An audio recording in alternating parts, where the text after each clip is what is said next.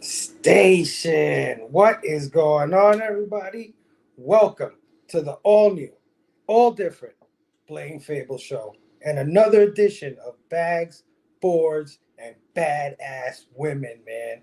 How's everybody doing tonight? Hope you're all doing well. It's Friday. It's time to kick back. It's time to bullshit. It's time to smoke them if you got them.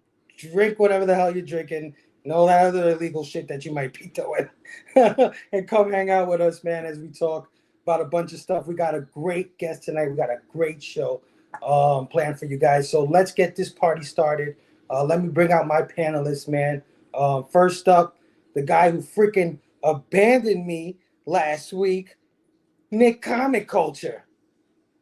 What are you talking about, man? You're bad at shit. Thanks. I'm here now, man. That's all that matters. Why are you living in the past? There's floods in Texas. Why are we so concerned about what happened last week? What's going on? Oh man, no, you know I'm always happy to see you, Nick, man. How you doing? Yeah, man. I'm doing great, dude. I just walked out of Fantastic Four like a couple of hours ago, so I'm all jacked up.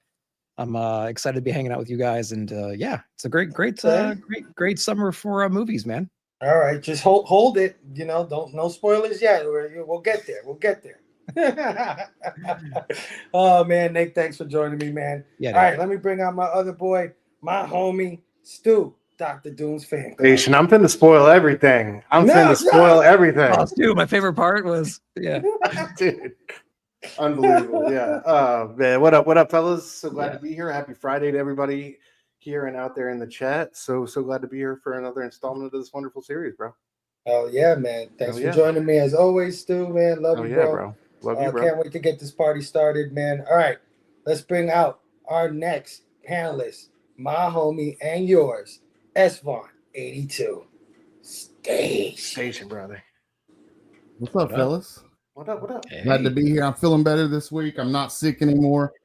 I don't know anything about the Fantastic Four movie. I haven't seen it yet, but I'm looking forward to going to see it. You're about to find out all about it. Now. Yeah, we'll give you the whole rundown. Get your pen and pad. So No spoilers. No spoilers.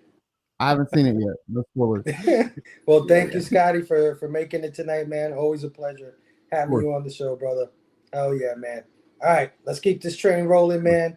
Let me bring out my next panelist, my homie, the one that brings all the damn energy to the show, the man, Big Herm Collectibles. Station.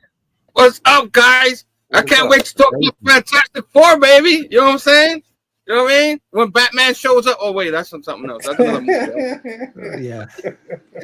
It's a crossover. What is up, man? Up. Last week, I apologize. I fell asleep. By the time I got up, it was time to go to work. I'm like, damn it. I missed it again. You know what I'm saying? I didn't get to see my girl Sheena, but you know what I mean? But I'm here this week, and we're gonna celebrate this week. You know what I'm saying? I'm ready. I've got my Fantastic Four shirt on. You know what I mean? I got my fellas here. Let's go. I couldn't have timed our guest and the movie that came out this week at a better time, right? Isn't that crazy? I didn't plan that, but that was just, you know, a circumstance or fucking happenstance, whatever. It worked out, yeah. But anyway, let's keep this train rolling, man. Let me bring out my brother, Bobby Delaghetto. Station, bro. Hardcore Station. Station, my brothers. Good to see you guys. How you Good doing, to be Bobo? here. Yeah, man. How was your week, man? You been okay? Rough week, man. Work-wise, kicking my butt, and yeah. But I'm happy to be here. It's Friday, and here with my homies and Caroline. Yeah, I got to be here for the ladies, man. You know that. All right. I know you're ladies, man. I know you, Bobby. I know how you are. Oh, man. Coming all the way from the UK, my homie from the Geeks Unleashed podcast, Mark Unleashed. Hey. Hi, guys. What's up? I wasn't here for like the pre-show because I kept putting the fucking wrong link into the thing. It was getting on my nerves. I was like, what? Well, I went in and it said I'd missed the show. I was like, what? I was like, Oh, you went into one of the older shows? yeah, I kept going to one of the older shows. They kept going, this show ended. And I was like, it can't have ended. So I went onto YouTube to see if you guys were live or if I'd missed it. And then, anyway, it was, I kept putting the wrong link in. So mind disorganization, I guess. Anyway, yeah, thanks for having me.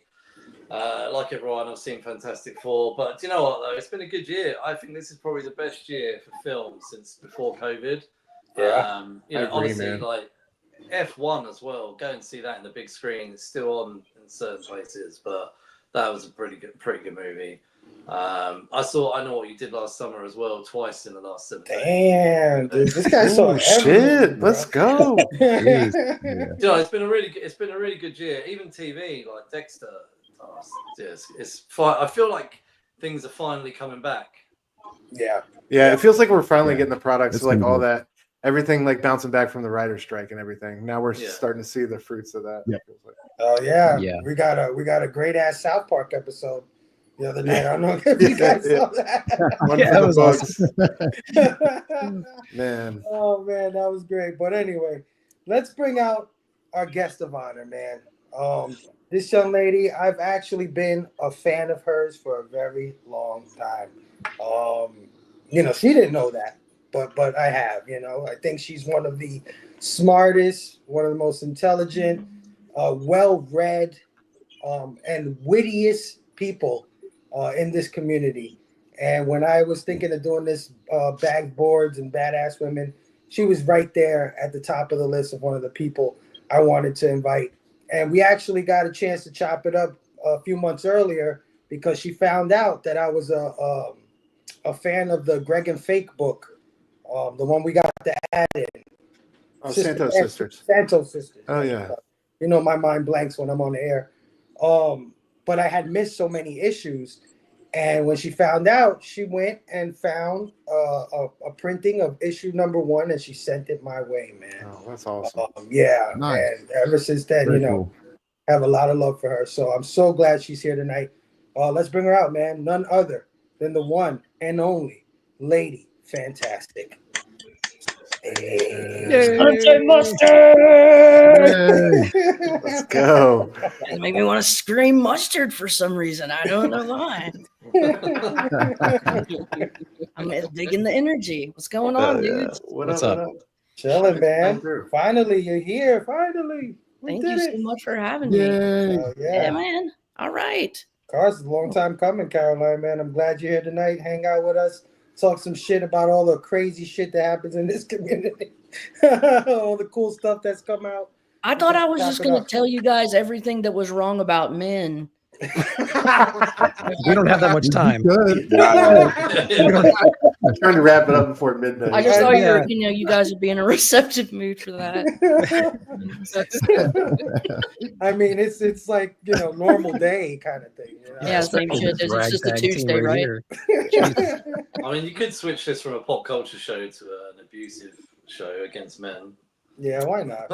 Yeah. Mhm. Anyway, Caroline, thank you so much for joining us, man. Like I said, I've been a big fan of yours for a long time, and so I'm so happy for you to be on the show. But let's bring out the resident crooner, man, the guy that sings us in every show. He sets the mood, he sets the tone. My brother and yours, Brother Joe. It's pulling at my heartstrings, man. Bro, Pulling at my heartstrings. hey, this is tougher than I thought because singing to the ladies, man, really gets me hyped up. I don't know. Butterflies. Butterfly in the sky. I got Caroline, the song that I relate you to is that Captain Fantastic and Brown Dirt Cowboy that by Elton John. I mean, because you're fantastic and I'm just a brown dirt cowboy. I thought you were gonna say Roses, but I'm glad you didn't. It's a great song by Outkast. Mm. Oh yeah, well, Brother Joe, thank you as always for singing us in every Friday night. Another banger, bro. Another banger. You did it again. Very good. I Oh, get so nervous. Let's say hello to the audience so I can get out of here. Say that again. I didn't hear you. Let's say hello to the audience so I can get out of here. Oh, yeah. He's on his contract. He's on his contract. Yeah, so he's you in know how that overtime goes. right now, Jeez. Fable. Come You on. guys can't pay him enough. No. Mighty. He's got to go on Kimmel's show in a minute. So. Yeah. 90 seconds. Or it goes over. Hard nuts, dude. Jeez. Sorry, Brother Joe. All right.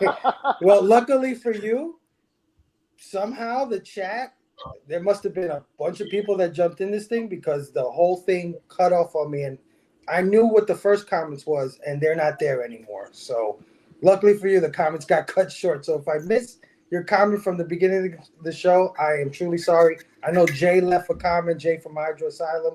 He always leaves us a little message because he can never make the show. So I'll just say right away, station to Jay from Hydro Asylum Comics. Love you, brother. Thanks for always leaving us good messages. But I'll start with the first one I got up here, which is our brother E9 Panel Grid Station. What is going on, E? Thanks for joining us tonight. Also was in the beginning of the show because I know she dropped a bunch of links. Our sister, the moderator extraordinaire, Christina Payne, in the building station.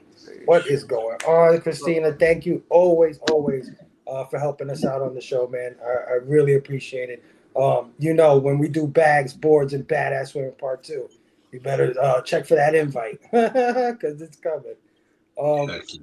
We got one of our former guests on the bags, boards, and badass women, Candace Barbosa, in the building station. What is going on? We got our homie, my boy Big Herm's partner, Prime Time Tom, is in the house station. What is going on, Tom? How are you, man? We got our homie, man, the Comics King himself, Brandon, is in the building station. What is going on, Brando? Said, miss y'all on Sheena's stream. She really the best. Absolutely, bro. Couldn't agree more. We got the homie, the troublemaker, Two Gun Pedro, in the building. Station. What is going on, Two Gun? Two Gun, hit me up about the Horror Fest thing, man. I think I got like 1 day to turn in my Horror Fest movies, bro. And I haven't had time to think about it. So hit me up as soon as you can, man.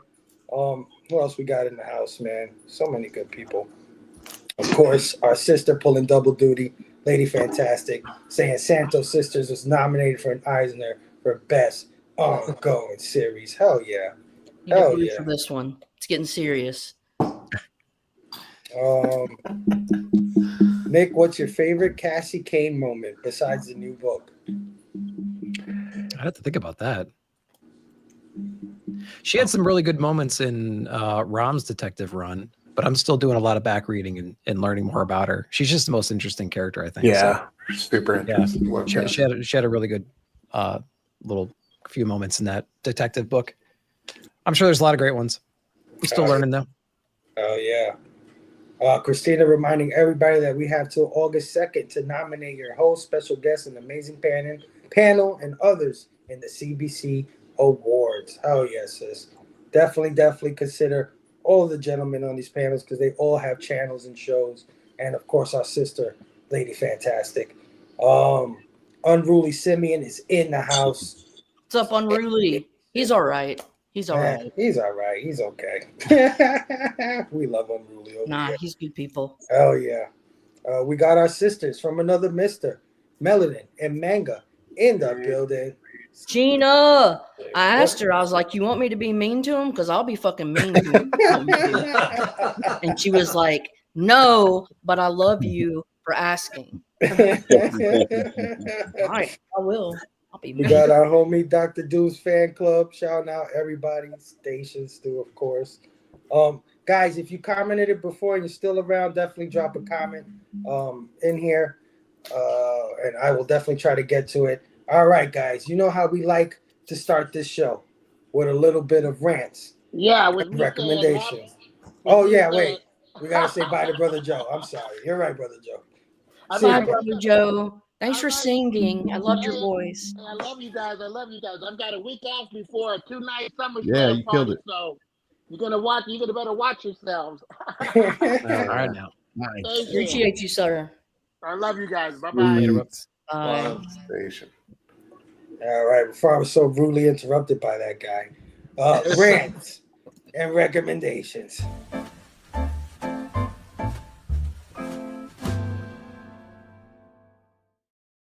All right, so you know we like to start rants and recommendations always with my brother Stu.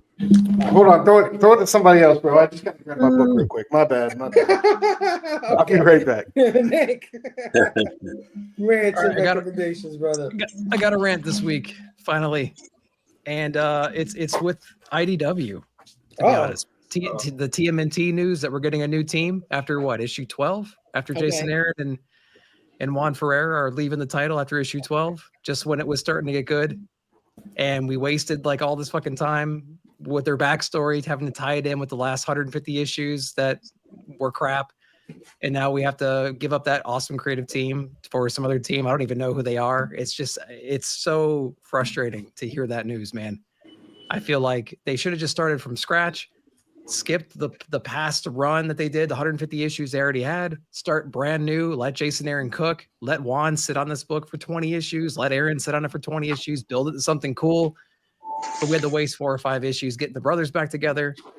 We don't even know what the villain is doing right now. And before Jason you know Aaron. it, we're going to get 2 or 3 issues and we're going to jump onto a new creative team and that book will die.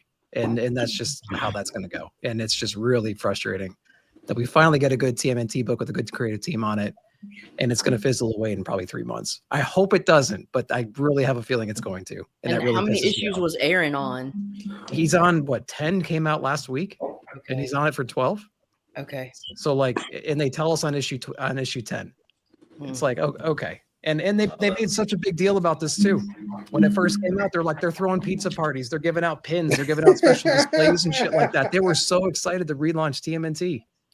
And then they did, and the story doesn't go anywhere for 6 issues. It just starts getting good, and the team falls off in 2 more issues. But do you think Aaron may have too much on his plate? Probably. He's got 2 independent books coming out on top of this. And he's doing Absolute Superman. So it's like sometimes when their bandwidth gets short, sometimes they'll randomly get pulled off projects, and I don't know. Maybe he's got. It's frustrating.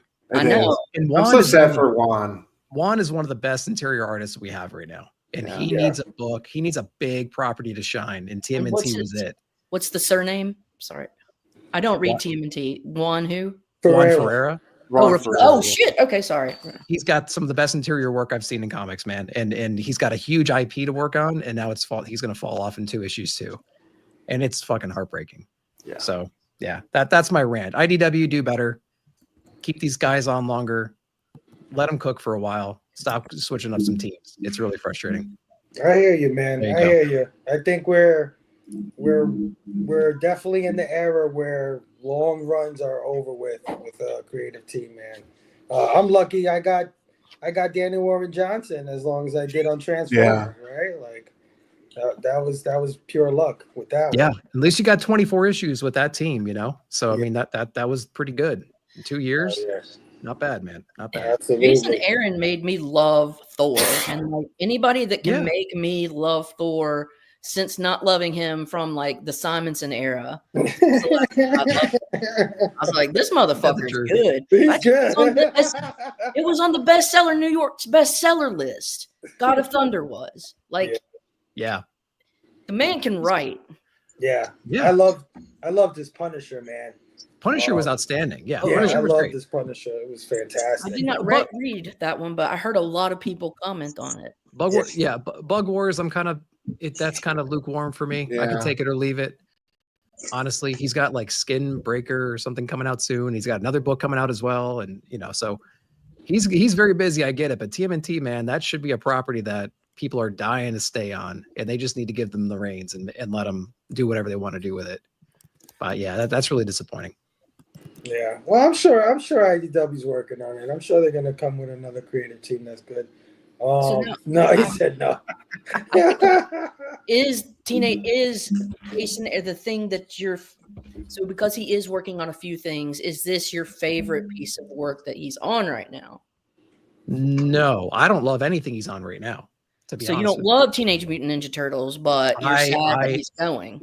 It's been getting better. That's the problem. The problem is I think he was set up for failure, to be honest. If he could have started the Turtles fresh with a new number 1, not tied to the previous 150 story arc, Right. when they reboot it and they started in a familiar place, Splinter's around, they got some cool stuff going on. He can like a Transformers kind of situation where they kind of forgot what was going on. They kind of reset, they went back, they started over, and it's fresh and exciting.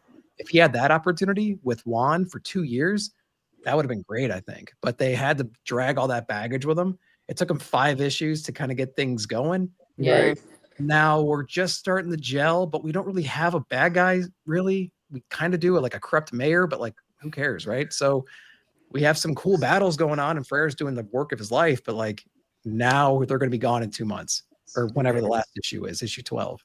And that's frustrating because it just started to heat up, man. I started to get real excited about it, and now they're going to. This is why I dropped off after like 3 issues, because I was like, I hadn't read the first 150, and I was I can't bother with this, and I was like, no, I'm not going to go back and buy those 150 or whatever. No, you don't need to do that at all. No. But I just dropped off. So I would have liked to have carried on. I love the Turtles, but yeah. We got the brother Derek Neiman in the building. Station, Derek. Oh, the courtroom drama, that was so that was ridiculous. That was so dumb. They go to court on some bogus charges, and they represent themselves, and they stumble the whole time, and they can't come up with any defense. Yeah, I want to shout Derek out. Derek like clapping, put him in jail, and I'm like, oh my god. Yeah, I forget on whose video it was, but Derek quoted A Few Good Men in reference to that scene. I thought that was hilarious. Like, it definitely felt like that. Our boy Brando said, "I've been telling you, Nick, Tinian's Detective. After 5 years, common man, get to it. It's the best." I've done more backlog reading this year and last year than I ever have. I'll get to it eventually. Oh yeah. Fucking school these boys, lady. Sorry, what? I was just reading something. Oh yeah, I will. We got Coffee Monster in the building. What is going on, sis? How are you? Station, man. Oh yeah, so many good people in the house. Sabrina's my Fortnite buddy. We shoot people together and bitch. Fortnite. Oh, let me find out you guys are gamers. Oh yeah, dude. You know, like, I'll play. I got a Series S, and I mean, I have a Switch. Rest in peace, Xbox. Oh damn! Are you on the PlayStation? Xbox is with Microsoft, bro. I think it's better. Oh, PC Master Race. I will obviously, but look, I'm a simp. I can't like so PC is uber level. My little bro is a PC nerd. I am not that intense. Like, I see it, it's beautiful, it's way beyond the capacity I would ever need it for. Like, it's JB level on Grandma's Boy. Like, that's and that's no hate, but like, how did he see me? He's saying outside, scary. Sun he's on it bad. right now and watching. I love that movie, dude. Oh my Grandma's god, Boy it's such a slept on gem. Yeah, is classic. And our brother Angel Hunter in the building as well. Station, how are you, Angel? He was our guest last week, man. Love this dude, man. Thanks for hanging out tonight. All right, Stu, you ready? I'm ready. Ready. There we go. Guys, if you haven't seen FF already, First Steps, go see it. Obviously, right? It's out this weekend. It's amazing. I just want to talk about a couple of books, man, that I think are particularly relevant to the movie. Yeah, man. FF, which number is this? 243, right? Our boy first touches down, and Reed Richards basically saves his life with Earth still under threat, and you know, this all really comes to fruition, though, I think, at 257. This is classic John Byrne goodness. It's amazing writing. Amazing drawing. It gets no better. I think 257, though, is where it really comes down. Galactus is tired of this burden, and he wants to shirk it, and he gets a visit from Death in this respect to kind of like either reinforce his burden as a bringer of cosmic balance or not. And I think, you know, when you talk about stories that ring true and kind of echo out into the movie, this is definitely one of them. So midlife crisis, Galactus. Great way to put it. Lydia. After Great way to billions put of it. years, Like, it It finally works. really is. It really is. He's ready to get a Corvette and say fuck it. Yeah, he needs his Um, groove back. and this is just fun, man. I just wanted to shout this one out. The Simonson Yes! mini run Let's Art Adams. go. Let's when go. he reinvented it, 347. What is it? 347, 348. Simonson writing fucking Adams on the art. Yes. Come Arthur on. Adams gets no better. So these are just recommendations, man. I just wanted to shout this run out. It's so much fun, and this is in the 90s. When Yeah, I was growing love that up. run so much, man. It's When just- I was yes. collecting, yeah. I have so many copies of those two. Like, Mhm. Like the gold one and all that stuff. Like yeah, it's I so- do have a second print of both of them. Hell yeah. Nice. Yeah. Hell yeah. And then finally, full circle, man. Alex Ross's Tour de Force, Love Letter to Jack Kirby. Just covered this one on the channel, but I just think it's an incredible book. Any kind of way you slice it, go check out the expanded edition that's out there also. It's stuff full of goodies, but this shit is beautiful. So, yeah, I am starting to blame you. My bad. Yeah, you saw that, right? Yes, Stu is already starting to play. Yeah. But I got to go recommendations, man. I just came out, like Mark said it best in the back chat. You come out of, like, you know, I remember as a kid watching a movie like Hoosiers and coming out wanting to play basketball. You come out of a movie like FF wanting to read more Fantastic Four comics. So I had to get on my recommendation shit and throw a couple out there. So Hell yeah, dude. That's it. Yeah, Good hell call. yeah, I love it. I love it. Great. All right. All right. Let's go to our brother, Big Herm, rants, recommendations. I don't have anything this week. Just Fantastic Four. Go watch it, man. It was fantastic. I mean, you know, that's all I got. All right. There Hey, you go. sometimes short and sweet is how we do it, bro. Bobby, rants and recommendations. Station. Yeah, happy to be here. Yeah, just short and sweet, man. Yeah, just ranting on life of the community, and I'm glad I'm here with you guys. Caroline, I'm glad you guys are here. Yeah, good to see you. Be on the same Everybody. panel with you, Mark. Yeah, everybody. Station, man. Yeah, happy to be here. That Yeah, doesn't sound Fantastic like a Four. rant, Bobby. That's not a rant, bro. No, Brandon been misbehaving. Yeah, nah, I'm I pretty love chilled it. out tonight. Yeah. I think he was raving about the absence of rants. There you go. There you go. That's how. That's what we're doing tonight. All right, good one, Bobby. Love you, bro. What is Mark, are you awake? Yeah. I want to shout out my recommendation as, like, I know you're probably going to talk about FF at some point, so also I don't want to give too much away about that, but I want to shout out I Know What You Did Last Summer, the new one that came out this year. I've seen it twice, like last Friday and Monday, and what I loved about it was I took my 15-year-old to the cinema on the Monday. She'd never seen the originals, so this is where, like, I think a reboot really works for a new audience. She didn't need to know anything that went on previously. It was her first kind of horror film, and just seeing her reactions in the cinema were amazing as well. How she was scared shitless throughout. For me, that kind of made it part of it. Just seeing my 15-year-old squirm in the seat next to me and hands over her face. When we left, she said to me, "Oh, you were laughing so much during that film, like at her." But yeah, I think, I don't know. I was a big fan of those two from the 90s, and when I heard they were making a third one, I was like, cool. And I don't want to say anything because in case anyone watches it, but they're, for me, is quite a divisive moment in this film towards the end. I didn't really know how to take the first time I watched it, and I probably still don't really know how to take it, but at least the second time around I knew it was there. But I think it's a really good film. It's like a remix of the first one, I would say. That's how, it's a bit like The Force Awakens, how they remixed A New Hope. I would say this is a remix. It's like they did when they tried to reboot Scream a couple of years ago. This is like that. I'd really recommend it. If anyone likes slasher stuff, I Know What You Did Last Summer. It's good. Oh yeah, all the old stars are in it too, right? Or no? So Freddie Prinze Jr. and Jennifer Love Hewitt are in it. I won't say anything else beyond that. Okay, I got you. All right, no rants tonight. Trying to think. I don't think I've ever seen anything terrible in the last week or two. No, I think I've watched some good stuff. Like the new Dexter Resurrection is brilliant. It's a shame it comes out weekly because it's so flipping good. Don't worry about it, bro. You don't got to rant. I've got nothing to. I don't think I've got anything to rant about. I mean, I saw a shitty film earlier in the week that I reviewed on Robbie's channel, Hard Target. That was pretty shit. So, don't talk about Van Damme like that, okay?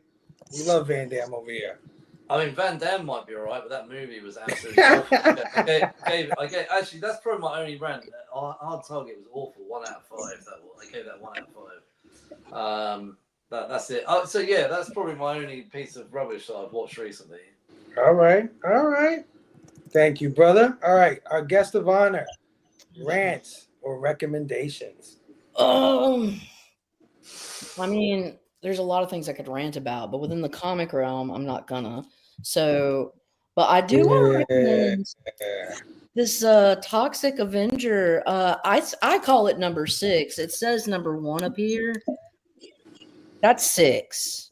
This is a Sure is. That's issue 6. That is issue 6. So, anyways, this one was really good. It was kind of messed up.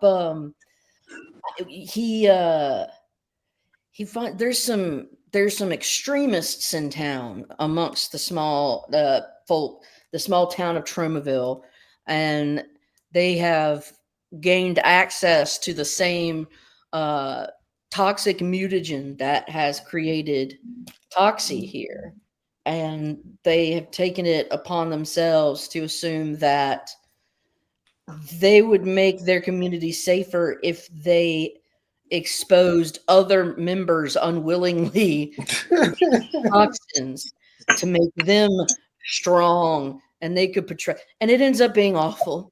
It ends up being freaking terrible. Toxie finds out about it, goes batshit, but it was really powerful. And I mean, it just goes to it hits it on some for such a goofy, premise. Mm-hmm. It actually hits on some really powerful things in terms of like consent and maybe what you think is right, and your imposition of like protective actions or moral actions end up making a monstrosity of the individuals that had no consent in the first place. That were just pawns. So rave, bro. Rave on the Toxie. I gotta pick that up. Yeah. Scotty's been talking about it since day one, and listen, I like to the Toxic man. Avenger too, but I haven't. The movie comes out in August, isn't it? Yeah. Scotty's probably Scotty. Derek. Scotty's missing Toxie. And then I don't know. Here's a Toxie thing, but I'll also, you guys know Roscoe, right? Yeah, of course. Yeah. So I was lucky enough to go to Heroes Con this year, and my boy Roscoe hooked me up with this beautiful. That's awesome. I was lucky enough to be on his Between the Lines show as a guest, and I chose the theme to be Lord of the Rings characters, but as sausages. So he did Gandalf the Glizzy, and I couldn't have possibly asked for a better rendition. Yeah, Gandalf the Glizzy. Yeah. Wow. Oh God. So yeah, that's awesome. So good. Oh yeah. Yeah, I just want to share that. But that's the thing I would rave about, is being really surprised. It's like, man, this is dark and deep, and actually, because it is like kind of an absurd setting, sometimes I think things like that, because it is so absurd, or things like sci-fi, you can ask really deep cutting questions and it not be so offensive or so triggering because it's outside of the context of the current. But that's just me. Absolutely. No, for sure. All right. Nice. All right. Awesome. We got our brother Luis Mendoza in the building. Station. What is going on, Luis? We got the Collector P in the house. Station. What is going on? And our brother 62, Lefty Blue, saying, "Lady F bomb, get some good books." Hell yeah. Hell yeah. Yup. No, Uh-oh. I'm just showing I'm just being a butthole. Right before I got on here, I was like, let me see some books that are around that I can like, you know how like little kids, you know, you want to show your toys and shit. Hell That's yeah. what this whole show is. That's what Exactly this what I'm whole feeling. show is. Bernie Wrightson, bro. That's Oh my god. All right, let's just this be the show. Keep going. just some headless I'm horse. loving this. Man. Some Very cool. Oh wait, you want some more Bernie Wrightson Oh on Yes. my Marvel, no God. less? Yeah, let's do that. Oh wait, you need to see some Blade. I'll show you some. Nice. Nice. No, just like just a little this, a little that. Just hanging around the house, you know, right on the couch, you know. There's a time I met like Jim Starlin, and I asked him to sign my Thanos quest, and he was pissy because this was the art. He's like, I hate this art, and so he signed right on the dick. I was like, so here's the thing, like, I love Thanos Quest. I'm sorry I didn't have the original ones. Yes, the original art of his is on the back. Like, I hand this to him, and I think it's his younger girlfriend, and she goes to him, oh, he hates that cover. That cover. And What, then he Jamie? takes it and he flips it over. He's like, Yeah. you see this? This is my art. And I'm like, oh my God. What do you want me to Jesus, do? Jim, calm Who's down. the first prince for you right here? Like, so I was like being all like deferential, and I was like, oh, I'm so sorry you didn't like this. I was like, well, please sign this where you see fit. He's like, oh, I will. That's funny. Like, you little bitch. And he was about the size, he looks like Pip the Troll. He was legit a Pip. Well, you see how you did that? You just turned a recommendation into a rant. I love it. It's a memory. But it's a poor Yeah. memory now. I'm taking nothing but like modern variants of Jim Starlin's table from now on. Oh That's my it. God. He Oh, was yeah. hot and bothered. Like how we're shaking on Star Wars. It's just like the Dude, same yes. I like Shaken though. Oh yeah. Oh, he's such a dick. Yeah, he's great. Dickie Facer, worst villain ever. Yeah. All right. I actually want to save my rant for one of the stories that we got coming up that we're about to cover. So we're gonna get I think back I know to what it is. You know what it is. Yeah, I know.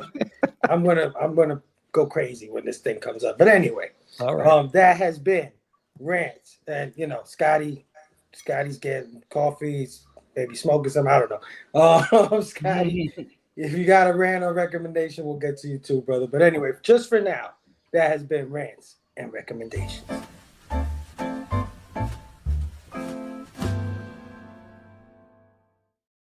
All right. Let's get into some news topics, man. A lot of stuff happened this week. So let's just get right into it, guys. Let's just get right in.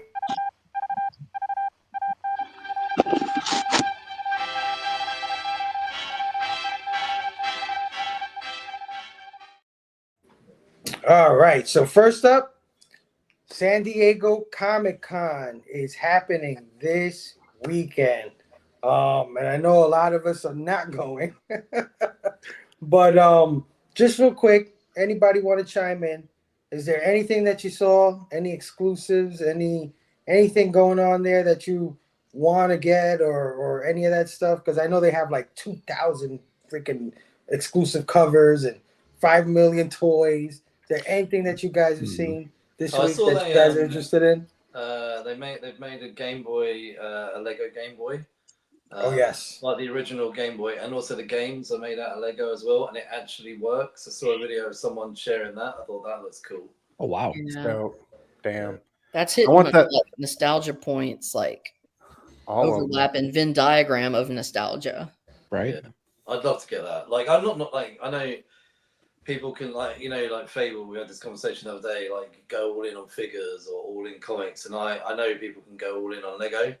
But I would happily go and get that as a Lego thing. Oh yeah. I want that Sienkiewicz Battle Beast variant. There's That a thing sink. looks sick. There's a Sinky one. Yes. Can you send me a picture of it? Sick. I will. Yes. He just put out his hardcover collection. Just went on sale today on his website too. So if you want a hardcover, it's like $40 and then 80 signed, but it's 40 raw. So yeah, exactly. Sign up on his website if you haven't already. Get a copy of that. He's one of the greatest artists ever. Also, other things I'm mad I missed. That Galactus like drone show looked cool, and I want to go to that Ignition Press burlesque show really bad. But oh yeah. Other than that, dude, I mean it's great. It's great to see smaller presses and publishers going all out for this thing this year. So yeah, so much good stuff.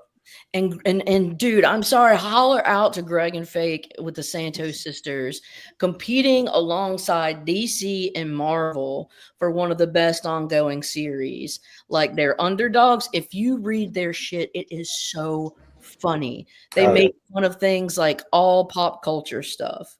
Like you've got to read some of their just highly recommend. I can't recommend enough. But like one conversation, I think I posted a page of it from like my little compendium, but the whole conversation was about like, eating laser beams with your ass or something. Like, it's not serious, and it's so funny. Oh yeah. I ranted about it before, but I so want those toys that are coming out over there. They have a Marvel Legends 3-pack, the Savage Land 3-pack with Sauron and Savage Land Rogue. And what's the name of the girl that's with Kazar? I forget. Sheena, yes, Sheena. How could you forget that one? And Savage Land. Yeah, I know. How can I forget that name? And I am so pissed off because we as figure fans have wanted a Savage Land Rogue like forever, and they only dropped this shit during this convention. Like with an exclusive, that's cruel and unusual punishment right there. Yup. And I want the Transformers Jetfire that comes with the 2 figures from Void Rivals. It's the first time they ever made figures for Void Rivals. I love the Energon universe, and again, so fucking pissed that they do this just for this damn convention. If I wasn't so embarrassed, I have friends that are out there right now. I have a few friends that are out in San Diego Comic-Con, but I can't ever imagine asking them to spend what those things probably cost. You know what I mean? They're probably anywhere from the $80 to $100 something range. But man, I wish I had. And it's like the time commitment in line or what, you know what I mean? You never know like what it's gonna. It's like, you know what I saw at Heroes Con, and I don't know if they'll have this.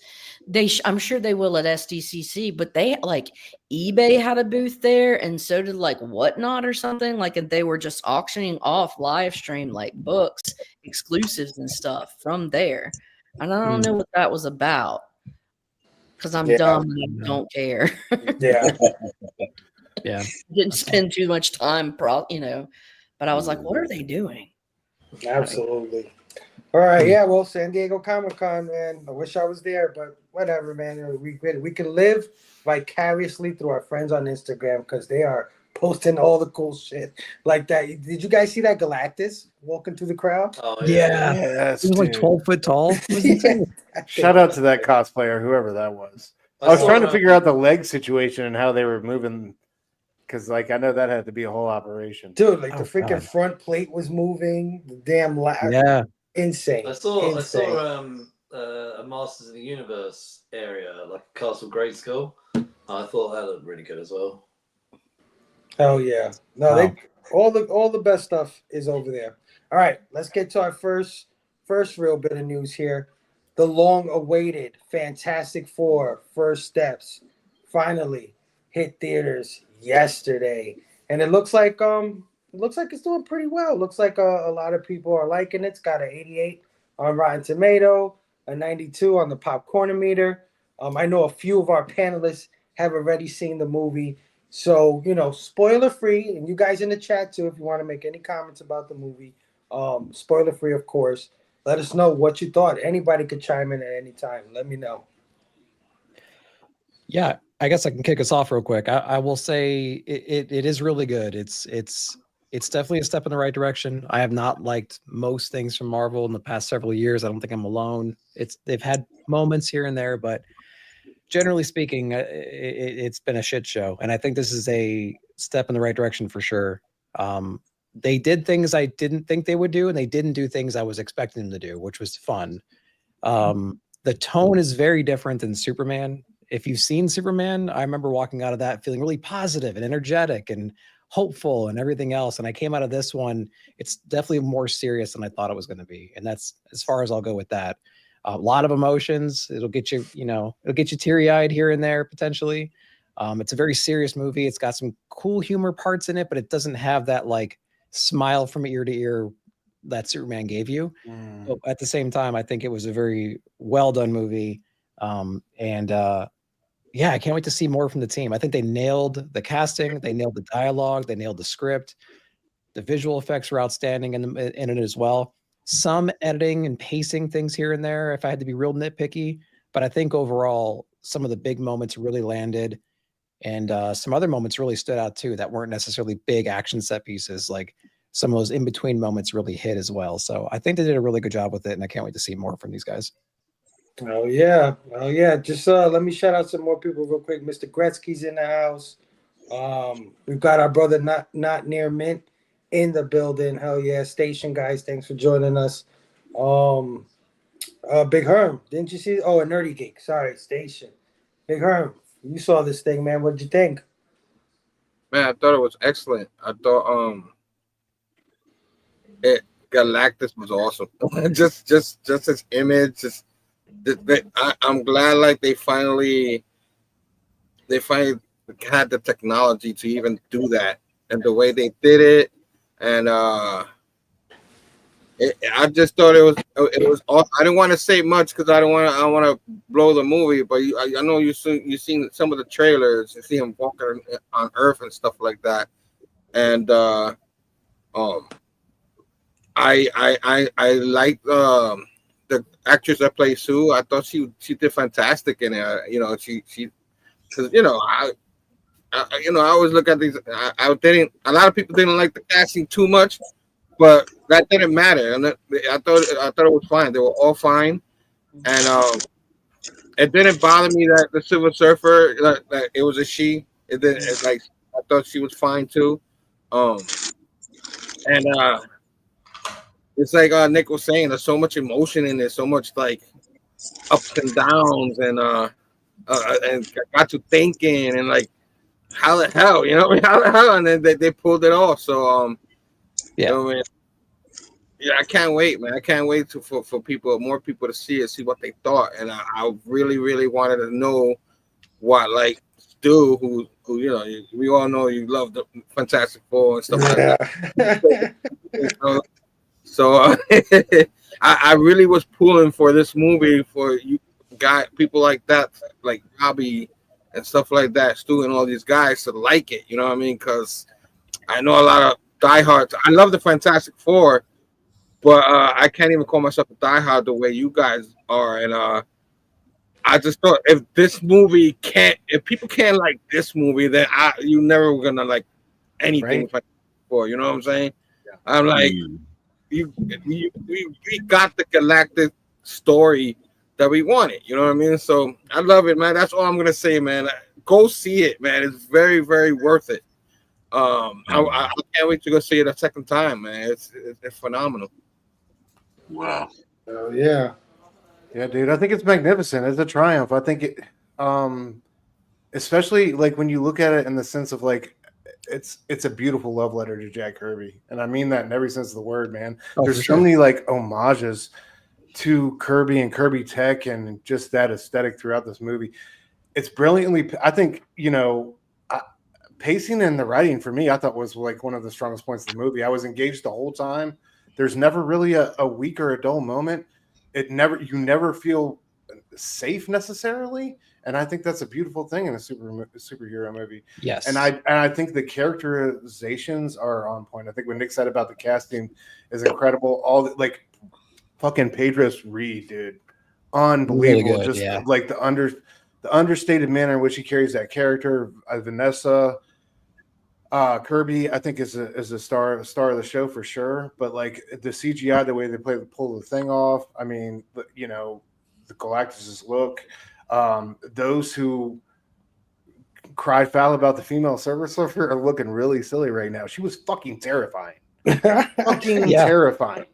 Well, and they don't read comics, so screw and them. it was fucking like everything through, and like I don't want to ruin it, but like her whole arc is so integral to the story. It was so wonderfully done. I think by the end of it, I don't see how you can have 1 ounce of that hate still left in your bones. So I think it's a huge win for Marvel. Not only here in the immediate sense of like doing right by the Fantastic Four and finally we have a Fantastic Four movie we can truly be proud of since 1994 and Roger Corman, right? It's I'm just kidding, but it's been that long. But like we really never had one like we can stand behind. In this one, and like the things they do at the end, the way they set up the rest, like our journey to come, is magnificent. You feel the gravitas and the weight and the emotional stakes in the Marvel universe in a way that you haven't felt them in quite a while. So that's a really good thing to feel. And just for my money, I know I'm biased, but if I'm putting it up against Superman, this thing smashes Superman, dude. I think this is a much more fully realized film. I think it's much more fully realized, and it knows what it wants to be. It knows what it is, and you know, I think it's a much more fully expressive artistic statement than Superman is. So you know, I thought it was beautiful. Yeah. You know what it does the same as Superman, which is nice, and it's a cool trend. And this is not a spoiler thing. Like everybody knows who these people are. You know, they don't spend time with origin stories. It's implied. Or the power Like, sets and what people do. Right. It's implied. It's on the run. That's what I love about the pace of it. Like, and I think they're trusting. I think they're trusting comics more. Absolutely. Because we already have the stories, guys. So all we need to do is adapt it in the right way, and we don't need to go back to the origins necessarily. Don't reinvent the wheel. We don't need to. Right. It's like Superman wears underwear. Is that look silly or not? It's like, motherfucker, it's been in the comics for just who the hell cares? Yep. Don't worry about his underwear. Put it in the film. It's been there. That's one thing that both of these films, Superman and FF, do incredibly well. It's like we're not gonna take advantage of our audience's intelligence anymore. Yeah. Great job for both of them, for sure. Yeah, absolutely. I mean, I saw the film as well. I saw it a couple of hours ago, and it's pretty obvious, but it was fantastic. So I won't say too much more. I'm going to do an episode on it next week, but I walked out of there, and like Stu said, I just immediately was like, I want to read Fantastic Four comics, and that's how I felt after I watched Superman the other week. Yep. So I think like both Superman and Fantastic Four, I felt like they both were coming from the same place. They skipped origins. They didn't treat the audience as dummies, and they put the work in and actually delivered two really sort of different vibes on what we've seen before for Superman and Fantastic Four. I thought this was a really it's such a good movie. I don't want to give too much away. The Silver Surfer thing that people keep moaning about, like. This is what's his name? Norrin Rad. Yeah. Shia LaBeouf. Yeah, Shia she's in the comics as his wife. You know, like this is stupid. All this whole it's not a Silver Surfer. She becomes the Silver Surfer in the comics. It's ridiculous. Like people just need to get over it. It's anyway. That did annoy me. It annoyed me when they were going on about it even before the film. And to be honest, I did get her up because I was going to forget her name. Julia Garner. Go and see Ozark if you've never seen Phenomenal, it. Fantastic actress. Ozark is like one of my top TV shows of all time. It's such a good show. She's a phenomenal actress, and even like the Silver Surfer that she does play in this film, that there is character here. Like she's a vital part of this movie. Yeah. Which is completely the opposite of the Silver Surfer we got in the Rise of the Silver Surfer years ago. Yeah. This film also plays tribute to Roger Corman by having some of the actors from the original film that never got released. So they finally get a big screen. They're cameos, but they finally do end up in the big screen. Oh, what? I didn't know that. That's so dope. I can't remember. It's like there's a lot going on. I'll have to rewatch it. Or I am going to rewatch it, but I think like they're quite early on, like 10, 15 minutes in or something. So cool. I love the style. I love when I first saw the trailer, I thought like this was maybe like something set on the same Earth as like the current MCU. But I like the fact that they put it on an alternate Earth. I think that's cool. Yeah, I don't want to say too much more, but I really enjoyed it. And my run that was for me was I read all of the I've forgotten the run of it.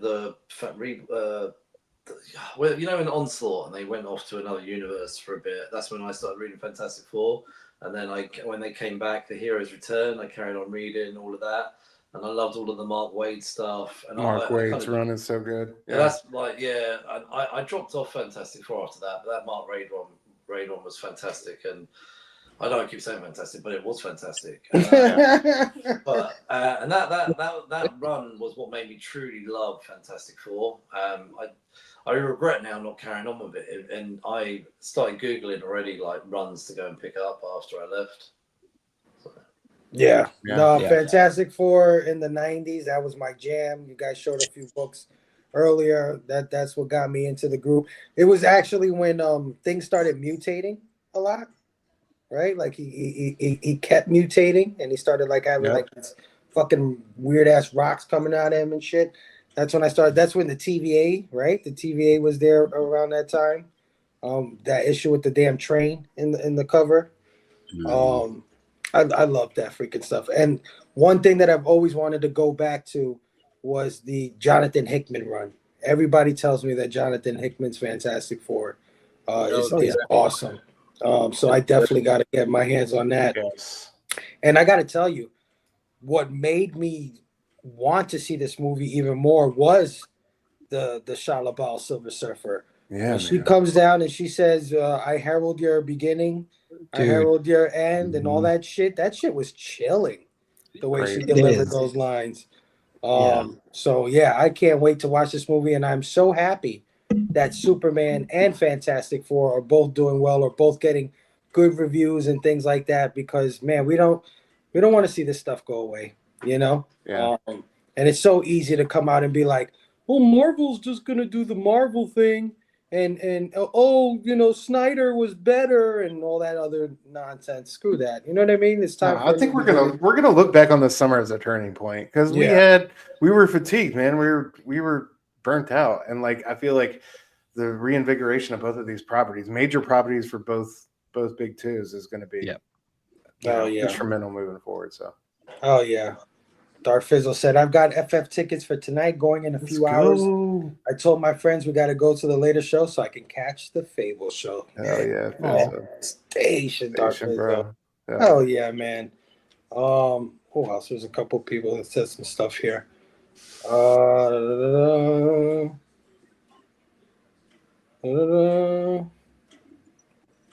you need is Johnny to say flame on and flame off.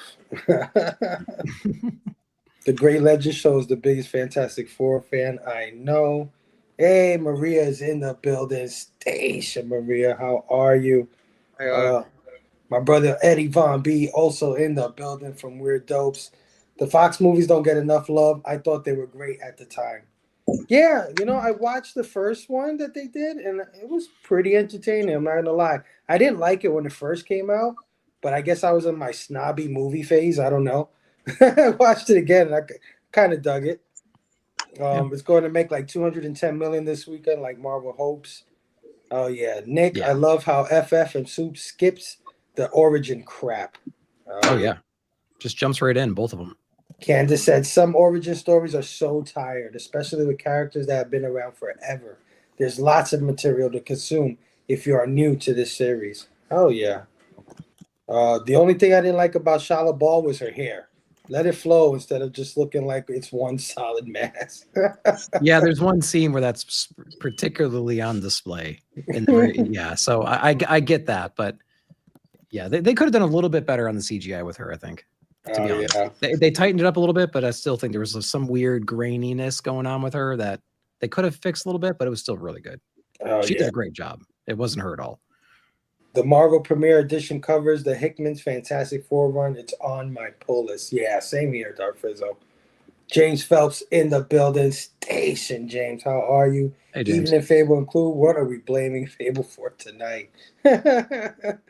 Our sister Carrie Quinn is in the house. Hi, all. I'm late, but I'm here for the Lady Fantastic. Did someone post her links yet? I'm not seeing it in the description. Yeah, she got on me last week. She was in the description. She was like, I don't see Sheena's links in the description. I was like, oh shit. It's true. It's like, man, what is going on here? I got y'all, man. Christina spoils us, man. We don't even know. Yeah. Thank you for joining us, Carrie. All right, man. Let's move on to our next bit of news. A sad bit of news, man. We lost a trio of legends, in my opinion, this week. First up, we lost the great Malcolm Jamal Warner. Hold on. He apparently drowned while swimming with his daughter while on vacation in Costa Rica. A surfer used his board to bring Warner's daughter to safety, and a volunteer lifeguard pulled Warner and another surfer to shore, where Warner was given CPR for 45 minutes, but he didn't make it, man. That's pretty tragic. I mean, if anything, I feel bad for him. He's really young. He's only 54. But I really feel bad for his daughter because she's going to be traumatized from some shit like this. I loved the Cosby Show.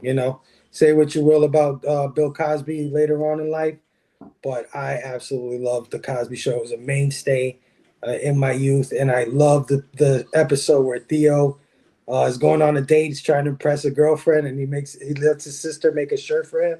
I don't know if you guys remember that episode, and she fucks up the shirt really bad. His shirt's all messed up. He's got one sleeve longer than the other. He's like, what am I going to do? This is the ugliest shirt I've ever seen in my life. Yeah. And then he meets the girl, and of course she's like, oh man, that shirt is cool as hell, dude. But yeah, Malcolm Jamal Warner. Anybody got some words about Malcolm? Anything they want to say? Gone too soon. Yeah, no, absolutely.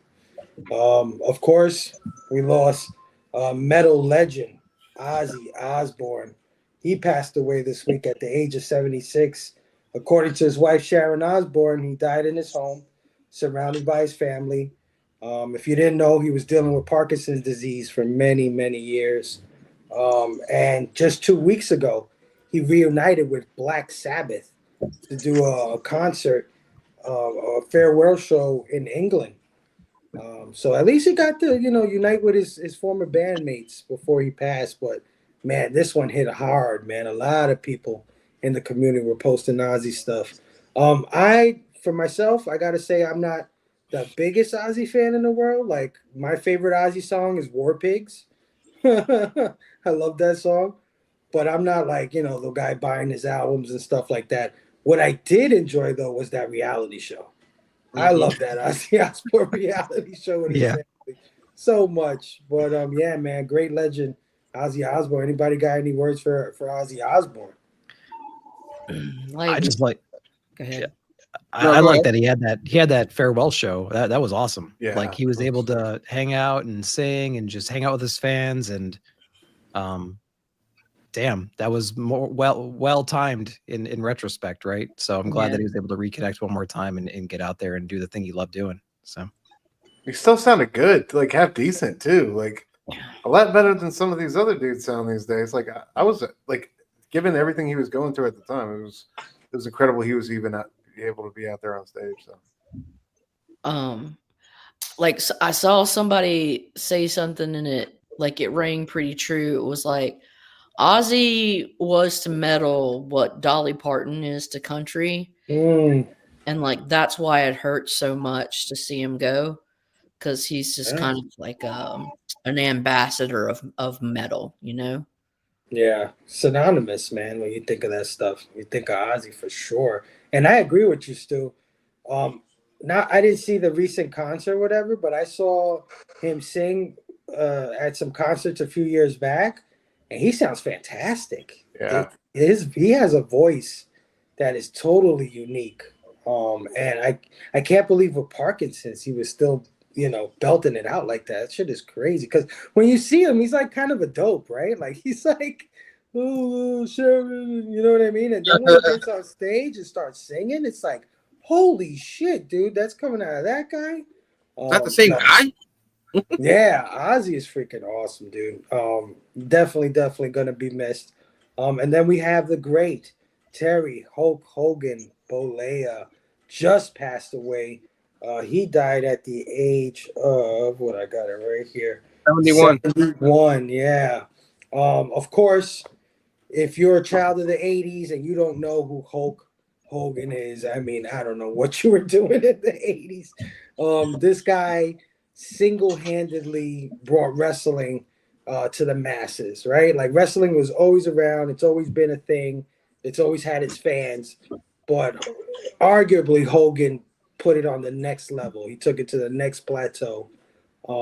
And I'm still seeing tributes to this guy on my page today. Like, it started yesterday. Almost everybody I know wrote something about him. And even today, I saw so much love for Hulk Hogan.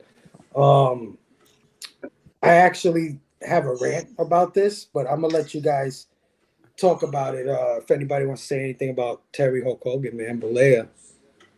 Yeah, man. This one kind of touched me too. This one, it's sad when you lose any of these people. You know what I mean? And they all mean something for you, especially all these stars. They're all from the 80s, man. Even the young Malcolm, you know what I mean? And and I'm gonna leave you for that rant. There's stuff I want to say about that too, but so I'm gonna skip that. But just remembering how I felt as a kid, I've always told people he was my first superhero. He was a live action superhero. That's how I felt as a little kid. You know what I mean? Like, yeah. Before I had Spider-Man, who's my favorite thing in anything, him and Batman, it was Hulk Hogan, man. You know what I mean? It was just like, talk about running wild. Like, I don't think people know, unless you're from that time, how iconic he was. Like, there's some people like from the Attitude Era talk about Stone Cold, and I'm a big Stone Cold fan from the beginning too. Without the Hulkster, there wouldn't be a Stone Cold. You know what I mean? The way it is. You know what I mean? He was. I mean, there was only maybe one. Like in the 80s, we didn't have the technology we have now. You know what I mean? And in wrestling, in the Attitude Era, even though the Stone Cold was that guy, you still had The Rock, still had The X, Mankind, still had others. He was the only one from that time. You had other stars, yes. You had the great Ric Flair. He was the villain. You know what I mean? It was this Hulk Hogan or nothing. You know what I mean? It was just like he was everywhere. You know what I mean? He was just like larger than life. You know what I mean? He was like it's really hard to like, unless you from that time, and people will be like, oh, you old people like talk about that time. I'm like, yeah, because I don't like that time. You ain't, like I said, we didn't have the technology and stuff like that, but everybody knew who Hulk Hogan was, even in other countries. Who, like, He was they ubiquitous. but they knew Hulk Hogan. You know what I mean? He was in movies. He was on commercials. Like, he had toys of himself. Like, it was a phenomenon. It was like the only person more famous than him was Michael Jackson. You know what I'm saying? From that time, Michael Jackson was the most popular person in the world. He was right there, like almost there. You know what I mean? Like, not quite there, but almost there. And you could name any other icon from that time. He matches that. You know what I mean? That's how in the 80s, like, he rocked. And then in the 90s, he rocked again. You know what I mean? With the whole NWO stuff, like he became the biggest babyface into the biggest heel ever. You know what I mean? Say what you want about him, but like I said, I let Fable do the rant thing. I'll help you out a little bit there, but man, this one hit me hard. Like I was at work, and one of my coworkers who I'm good friends with, hit me and another friend over and told me about this. That's how I found out. And man, I had to stop for like maybe 10 minutes and just sit there. You know what I mean? I had some tears. Like it's not I don't get that a lot with celebrities. Like I'm sad when they go, but obviously he was a big part of my childhood. And talk about Mount Rushmore of like anything in my life, he's probably up right there, one of the four. So I let everybody else talk because I can keep going. So I don't want to get. Well, yeah, man. My rant is that I posted, just a tip of the hat to the guy because I grew up with him. I thought he was definitely my hero when I was 5 years old, and people, decided to inform Pumped me, up your ass. yeah, that he was a racist. Like, guys, I know. Newsflash, hello, I know. But guess what, guys? When I was 5 years old, I didn't know anything about behind the scenes of wrestling. All I knew was that the guy slammed down Andre the Giant, and that's all. That was the most amazing thing. And let me tell you something. I grew up in low-income housing, right? 99.9% of my friends were either black or Hispanic. And you know what we were all doing when we were 5 years old, 10 years old? We were dropping the leg on each other. We were doing the finger. We were fucking doing the ear fucking thing. You know what I were doing mean? the things, with your legs, like, ugh. We're doing, all that crazy wrestling shit. And we didn't think about any of that shit. You know what I'm saying? That didn't come to my. Of course, it broke our hearts as we got older to find out that this man probably didn't want guys like us dating his daughter, or probably didn't want us around his house. Of course, it broke our hearts. But that's the man, Terry Bollea. I'm talking about the character Hulk Hogan. He meant a lot to a lot of people, and regardless of what he really felt behind the scenes, the message that he put out to the public was say your prayers, eat your vitamins, get 24-inch pythons, be strong, be a man, stuff like that. So, I don't know why people decided on his day that he died to come on my page and ruin my fucking day. With somebody put a picture of him with a Nazi guy, like, oh, look at this guy with a Nazi dude. I'm like, guys, you have your own pages. You have 365 days of the year to post this shit on your pages, and trust me, I will not argue with you. You know what I mean? If you really feel that strongly, I get it, and well deserved, right? I mean, look, he's a divisive character, so like you're gonna have to expect that, like, if you post something of somebody who did some fucked up shit, then you might get some comments on people it's just like something that you have to expect, and it's like it's nothing personal. Yeah, it's just I can't deny the impact that he had on me as a child.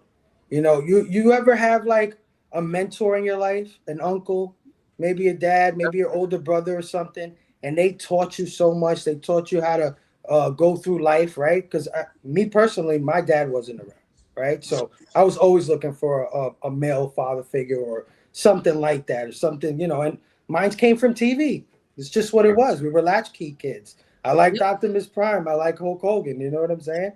But you ever have a mentor and he taught you right from wrong and this, and then as we both get older, maybe he develops a drinking problem, right? Maybe he starts doing some questionable shit. And you don't agree with it because it goes against the shit that he taught you, right? But does that mean death to him? Does that mean like fuck him in his dying day? You know what I mean? So that shit kind of got under my skin that people chose to like. I'm just sitting here saying, hey, that's one of my guys when I was a kid, and they're like, yeah, fuck Hulk Hogan, he's a racist, and all this other crazy shit. I'm like, damn, dude, he's a dead racist now. Relax, man. I saw that, and I really wanted to chime in, but I just thought it was going to turn into a whole argument thing. And you It didn't need probably any. would have. I just You know wanted what I to mean? read the Oh shit, we got a pussy contest now, huh? Um, comment. just because. I'm not Yeah. saying racism. I'm not saying racism's okay, obviously, but like And a the puppy dog. generation he came from, like they say things like they shouldn't say, and I'm not saying, by the way, that we should go the other way and be woke and cancel everybody, but you know, he comes from a generation where they say a lot of inappropriate things that people nowadays would strongly disagree with, and the thing is though, you know, us all in our 40s and 30s and stuff, there are unfortunately people our age that are equally as racist as probably he is. They just probably don't say it as much as he does. So, racism And hasn't you know gone what? anywhere. There are people, those people who hit up Fable or hit up whoever, complaining to people who are celebrating a character that probably likes someone from that time that was a racist too. You just don't know it. You know what I mean? You just don't know it. And then there was a few on there that I knew about, that the people they like. I know the people they like. They're racist too, but I didn't go there. You know what I mean? Because that's the people they like. You know what I'm saying? Yeah. I like that. You know what I mean? And again, I don't condone none of the shit No, that he's done, course none not. of the shit that I've heard him say and do. Like I said, you know, it broke our hearts to hear that he was like that or he thought Yeah, like that. definitely. And he felt, my respect for him fell so far down, and it continued falling down because he never tried to redeem himself. Never. He never tried to, you know what I mean? And he was probably just a product of his environment. He was probably Right. raised up poor, white, and like that's what he was taught. I'm Yeah. not justifying his behavior, but I am saying that people aren't born racist. You're Right. taught that shit. No, absolutely. And like I said, if that's how you feel and you decide to post about that and say it on your page, I can't disagree with you. I'm not going to argue with you. You're right. You know, you have the right to your feelings. But I'm just tipping the hat to a guy that gave me and my friends a lot of good memories when we were kids. You know what I mean? That's all I'm saying. And then it's just like everybody just decided to pile on in my comments. So I just wanted to But just because you rant did about that. just because you did that doesn't mean you support that either. You don't support. I was like, oh, you like it? You like, you racist too? You know what I'm saying? Come on. He's talking about me and my friends, dude. Like, of course not. Like, fuck this guy. But still, I'm swearing right now. I don't swear like that, but you know, still, it is what it is, man. But I just, it kind of like got under my skin a little bit because it's like, yo, you can say that on your page, dude. Why you got to come in my fucking post? You know, there's emotions are high right now just for lots of reasons, and just for some people, it's them just blowing off steam just as much as anything, you know, and they have a right to. And I don't again, I don't think it's a personal affront to you. I just think, you know, people, it's true, right? But it's like, duh. Don't you think I knew that already? You're like, it's like they trying to inform me of something that I already knew. It was kind of, you know, like, what the fuck is this? Like, of course I know that, dude. That I even said it in the post. Like, he's done some inappropriate things, right? But like, I can't deny that I wasn't a Hulkamaniac when I was 5, right? You know, that doesn't erase that. You know, even though the guy became a douche. And that doesn't mean you're going to hell with him. You know what I mean? Everybody, he's going to hell. You know what I'm saying? He's going to hell. Okay, he deserves the people that dislike him for the things he's done. He deserves their dislike, right? I think. But dislike on your fucking page. Hell alone. Yeah. Don't make my post a battleground for your shit. You know what I'm saying? Like, let me have my memories. Shit, damn. Like, I don't post about fucking Hulk Hogan. You know. I just wanted to add, like, before we probably move on, like, I think sometimes it's acceptable to like the art from the artist, unless they're a paedophile or a rapist or something, and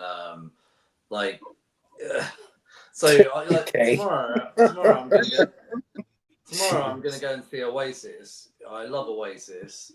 I think Liam Gallagher's a bit of a knob. So I separate that out, and I'm still gonna go and enjoy the music. Yeah. Yeah, I mean, he is a divisive person for sure. And I don't blame anybody for feeling the way they feel. I felt the same fucking way. You know what I mean? I was so disappointed. It was heartbreaking to find out that guy was like that. But that wasn't the point. It was just like, rest in peace, Hulk. Whatever. Yeah. It's over now. But anyway, let's move on, guys. Hey, Callie. Hey, where's Callie? He just jumped in, As long as man. it's not Kevin Spacey. No, man, no, for sure not. Is it possible these guys are your friends and they are hurt by you? I didn't eulogize him though. It's just like a tip of the hat, right? But it's not like I'm here like he's the greatest thing in the world. I know, like I said, it's people like me and my friends are the people that he didn't like. So if anybody would be hurt by it the most, it would be people like us because we idolized them as kids. But anyway, let's move on. Anybody catch the new trailer for Predator Badlands? Yeah, I saw that. I thought it was really good. Oh, I get this shit back the way it was. No, I did not. Yeah, I thought that was really good. Yeah, no, it looks really good. She looks happy. A lot of people are complaining about the way he looks. Oh, him? Oh, the young ones? Uh-huh. Yeah, I think it's funny. But you know what? They would be kind of like, sort of look like not fully done because they're noobs and haven't gotten their battle scars and their wrinkles and shit. Oh, that comes out in November this year.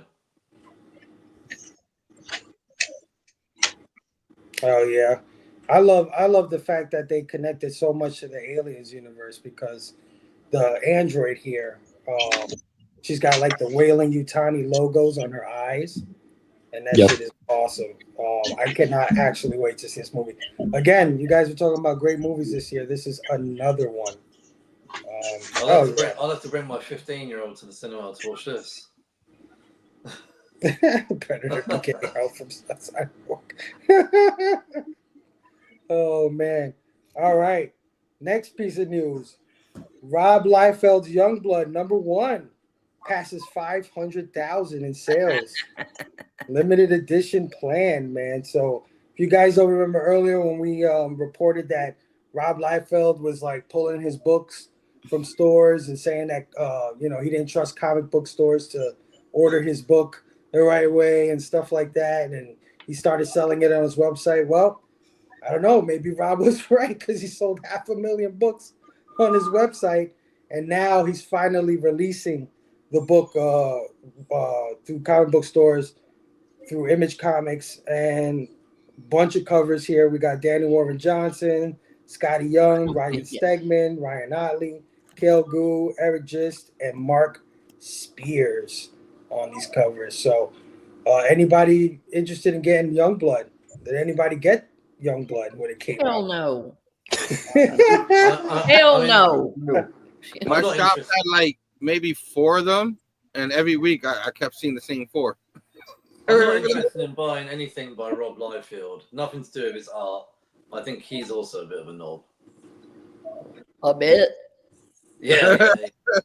He's being nice. Did he ever fulfill any of his Kickstarters that he took money from? No. Yeah, I mean, I he's got a lot of fans for sure. He's got a definite fan base. So I'm not super surprised. He's always been able to sell his comic books. So yeah, man, congrats to Rob Liefeld. I think he's his #1 fan. 100%. Got a lot of confidence. All right, let's move on to the next one. Jimmy Palmiotti returns to Marvel Knights with a new Punisher series alongside artist Here for it. Panosian. Hell yeah. Here for it.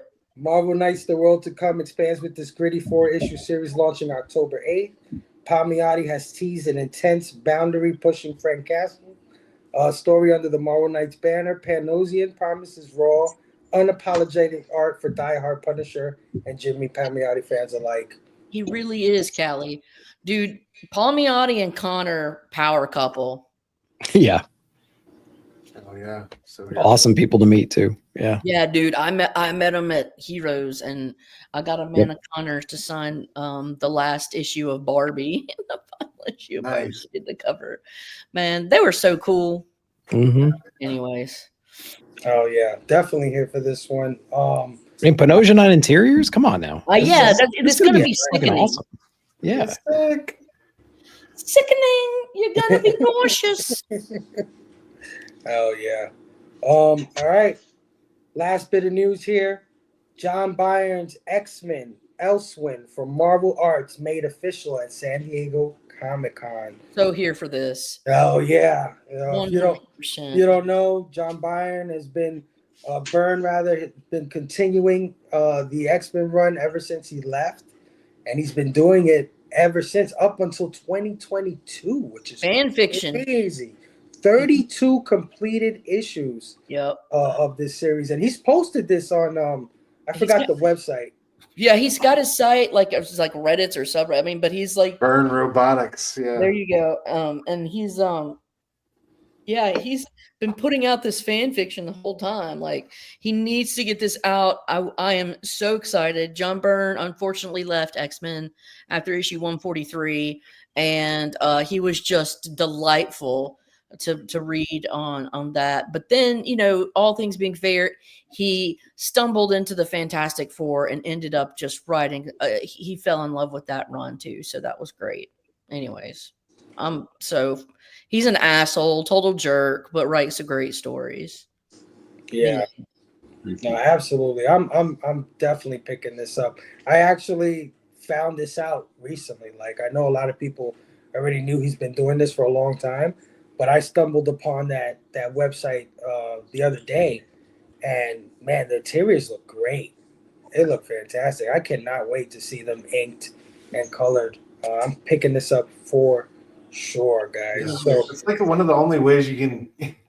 I don't want to like say stay in touch with Byrne, but like kind of see what he's up to. There's one of my favorite posts on there. He's like, "No, I don't do cons anymore, and please stop asking all my friends or any associated writers or artists that may know me to do shows." Like I don't. He is such a bitch. He is, right? He's a prima donna. Just let him be like that. He's always going to be grumpy. I love it. Byrne is the only artist I know with a group page dedicated against. Yes. Look, you know you're doing something right if they're Right. haters are hating like that, bro. You're Yeah. doing something right. Oh yeah. All right, guys, that's all the news we have today. Hold on, let me get the comment down. Let's get into the blaming. Why don't I own this? Why don't I own this?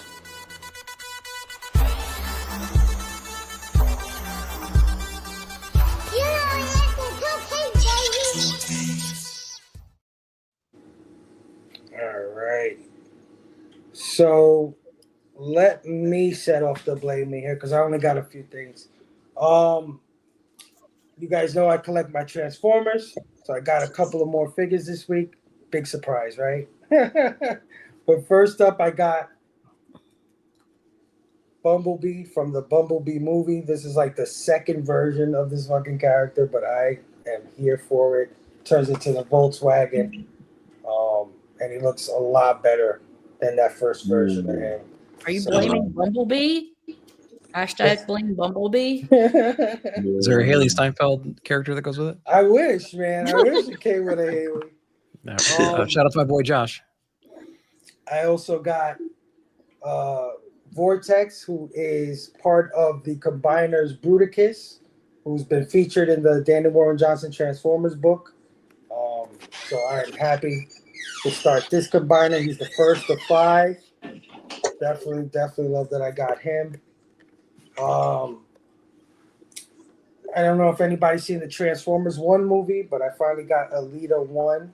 I've been waiting for her to complete the collection. She looks really good. Yeah, good color. Love the pink that they used on her.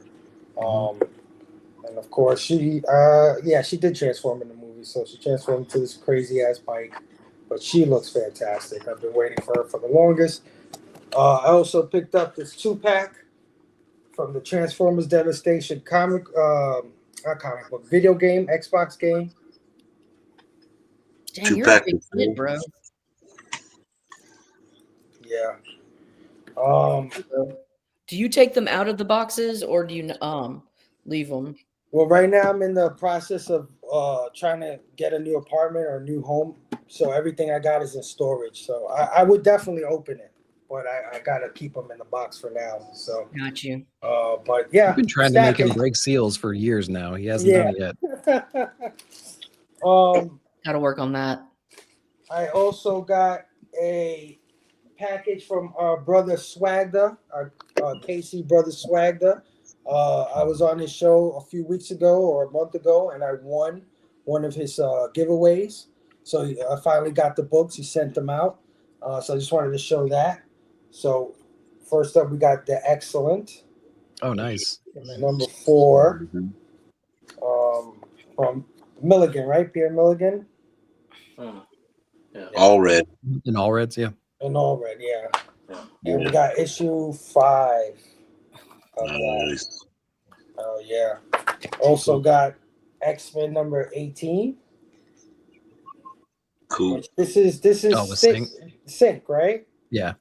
One of my favorite Yeah, he X-Men characters. grabs Laura's powers there. Yep. Strike File. Dude, I loved that book and toted it around with me as a kid because it's like you got all the deets on all the people involved in Executioner Song, which is very Summers family centered, and with a dash of Apocalypse. Yeah. Dude, Executioner Song was the first run I put together comic wise. Same, bro. Same. Great. It was so easy to get all of them. They're all in the dollar bins. It was great. Yep. This is a clone of Cable, right? Yeah. Yep. Yeah. Correct. Yeah, he's like less restricted by all the Liefeld creation. Yeah. He doesn't have the technovirus. The technovirus, yeah. So he's more unleashed. Yep. Got the annual X-Force annual Shatter Shot. I had this one as a kid. I remember having this one, so I'm so happy to have it. And I was flipping through it, and this has 3 stories in it. And the first story, the penciler is Greg Capullo. This came out in 1992, so I was like, kind of like, wow, Capullo's the year of our Lord. 1992. The second story is inked by Dan Panosian. Yeah, dude's been around for a long time. Yeah. And the third story is written by Dan Slott. Wow. Hell yeah, dude. Yeah, a lot of young bucks coming up in the ranks. Yeah. Yeah. Got Iron Man 201. Oh yes. Yeah. Pretty cool. Is that latent goodness? Got Sergio Aragonés Gru. Yeah. Nice. That's me right there. I know. I thought of you immediately as soon as I saw. King Conan. There you go. Number 16. Oh yeah. King Conan number 17. Nice. And lastly, Red Sonja, She Devil with the Sword number 1. Nice. Swagged up. Oh yeah, Swagda. Shout out to Swagda. That's sweet. Yeah, I won this. Finally got the books. Oh yeah. Oh yeah. Nick, what do you got for the blaming? We've been talking a lot about the sisters, man. So we got issue number 8 signed. Love it. I showed off that one because of the ad. Boom. Hell yeah.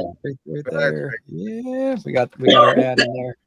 The 1 in 5 to go with it. Boom. Love it. Love that cover there. And then wrapping that up, the hardcover with some of the best design I've ever seen in a hardcover book before. I've got that too. I picked up little, Yeah, the clears. Yep. I love it. Their outfit and the yep. It's pretty cool. And I got it through Fantagraphics, so it came with a little card as well. The little plate in there. So that was really good. So yeah, a second and this is number 2 of 119. That was really cool. So yeah, Santa's Sister hardcover. Definitely recommend picking that one up.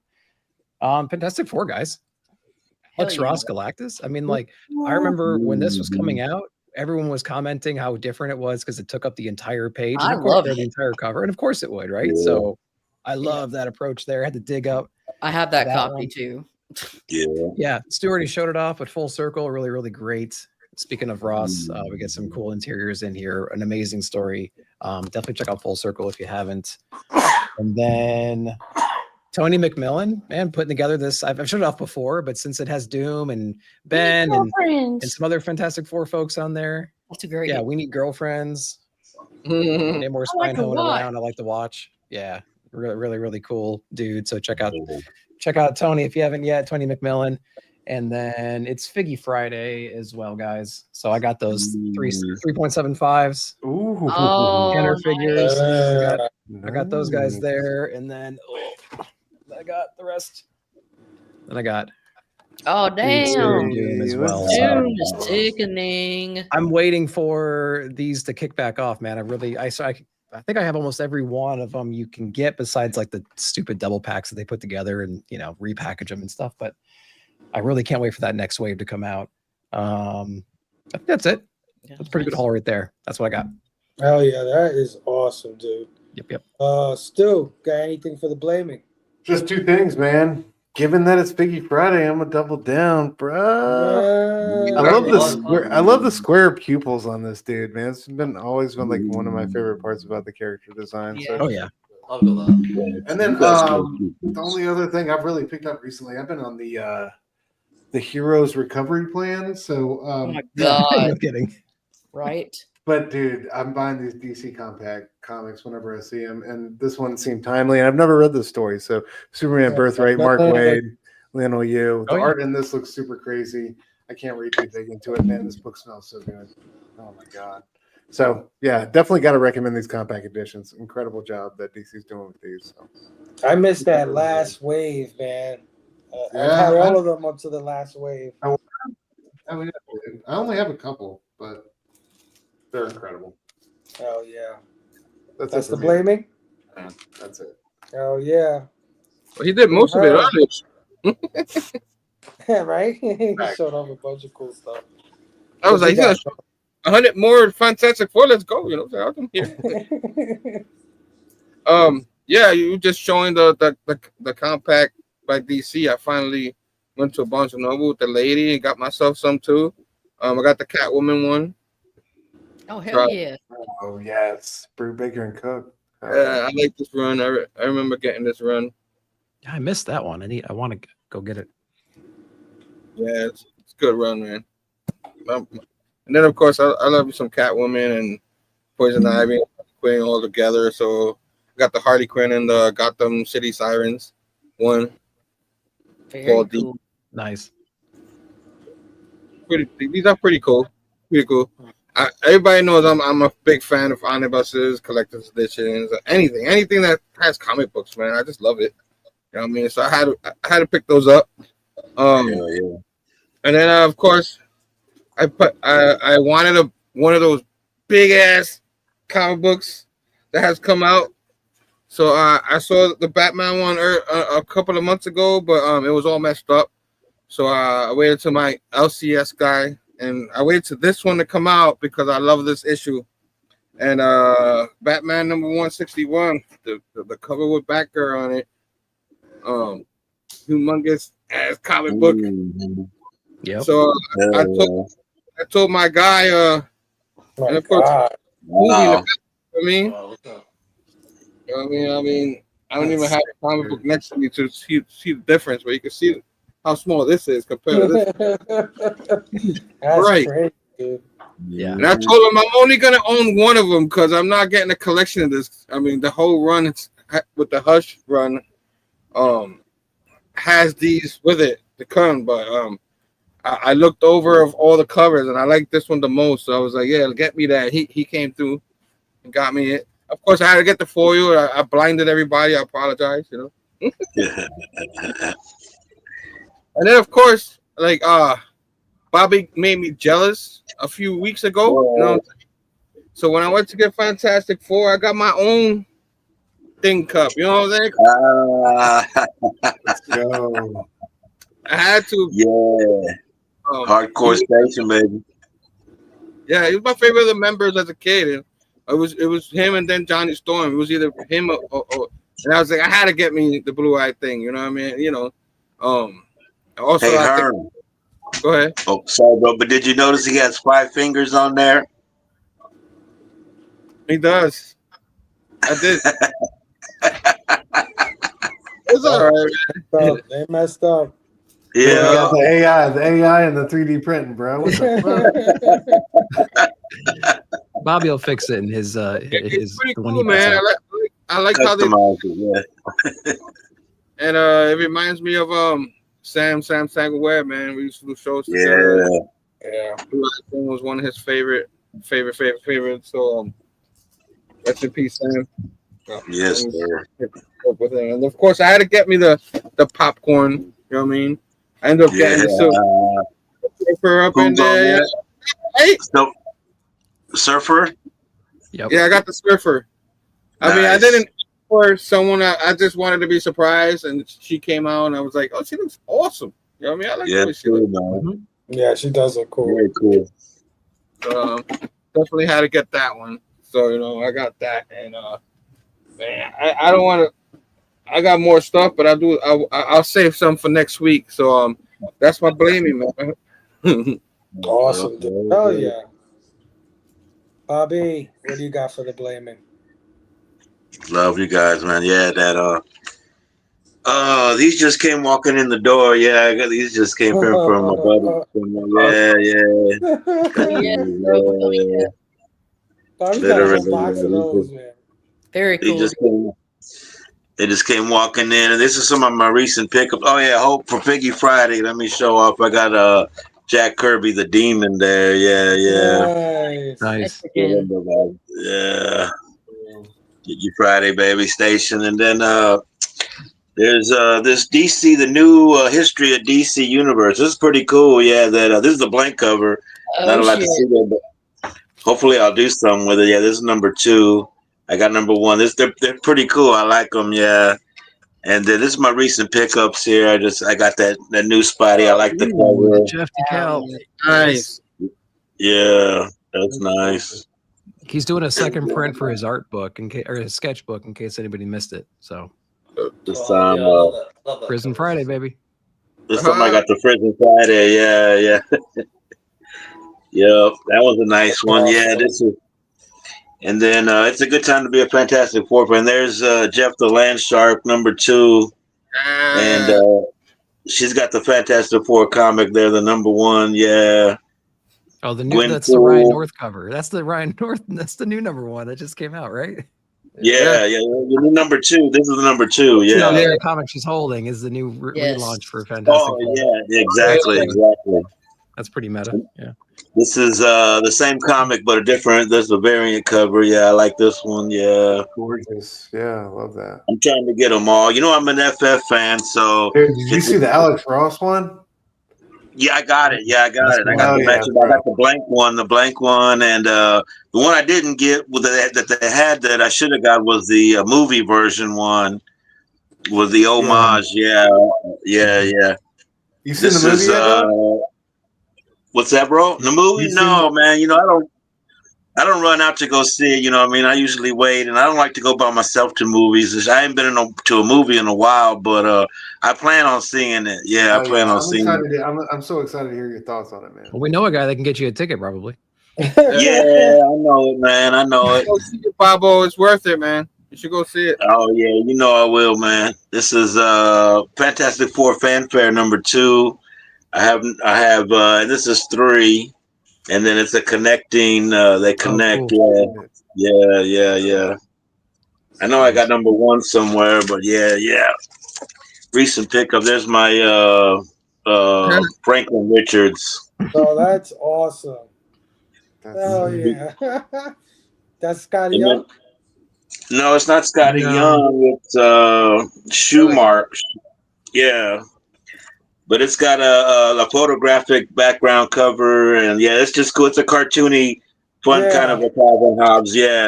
Look, that's exactly the vibes I'm getting. Calvin and Hobbes. That's awesome. Yeah. And then some new X-Men I've been picking up. I haven't bought X-Men in a while, but it seems like an interesting storyline. coming out. So I've been picking up that one. I got this one. But this is what I wanted to show you. Oh, my LCS Clint's. Yeah, they gave me this book, this Marvel Treasury. Oh, Fantastic Masterworks, nice. Four.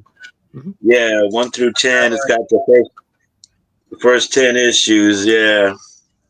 Shout out to That's Clint's awesome. Comics. Yeah, 60 years they've been going.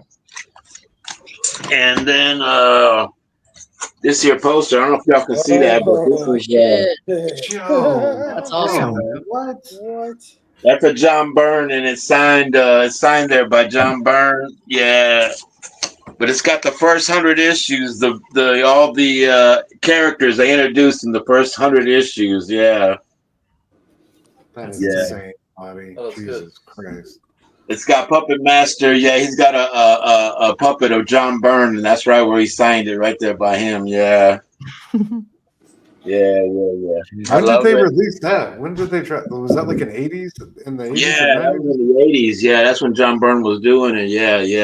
Oh, yeah, dude, Wow. that's so dope.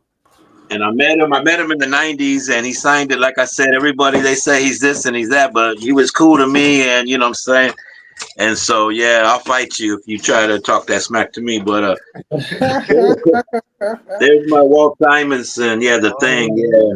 Yeah. So, got that back in '96. Yeah, Walt Simonson. Yep. That's insane. One of the best signatures. Yeah. I said I want the thing smoking a big old blunt. So yeah, he hooked me up. Absolutely, Cali. Bobby's undefeated. Dude, Damn, amazing. Bobby. Wow. Nice, man. Hell yeah. Yep. Love you Follow guys. that up, Mark. Hey, Good luck. hey. Say good luck. Nobody ever follows Bobby. I haven't got that much to show. Well, I probably have, but it's upstairs. I got just a couple bits. I did send you guys a picture of this the other day. I got this, but it's signed by Mark Billingham. Oh, right. Oh, sweet. I picked this up at Gosh Comics in London the other day. So, Yeah, that's the one I need. Yeah. I deliberately held off reading this though because I knew it was like a sort of a prequel to the film. So I was like, Yeah. That's great. But I don't know if you guys have heard me mention before, like when I got married, I sold a bunch of my comics off because I needed money. After watching Superman, I got married like 15 years ago, but after watching Superman, I was really inspired to start reading. I pick up the current issues of Superman, but I was inspired to go back and get some of the stuff that I used to have. So I literally got a stack of stuff that it's all the 1 year later stuff. Nice. Oh yeah. I literally could go through this whole thing, but this is like my favorite cover. Yeah. That's a hot one right now. Oh yeah. Yeah. Oh, is that Alex it? Ross. I managed to get this whole stack for like 20 quid. Hell yeah. Pretty good. So, there's I loads don't know of what that converts to, but stuff. Here, look, I'll show you this one as well. Oh, yeah. nice. More Ross. Yeah. Oh yeah. Those are great. Yeah.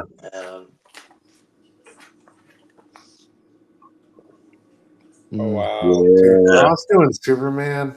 The little run. Oh, Yeah. it's just the best. And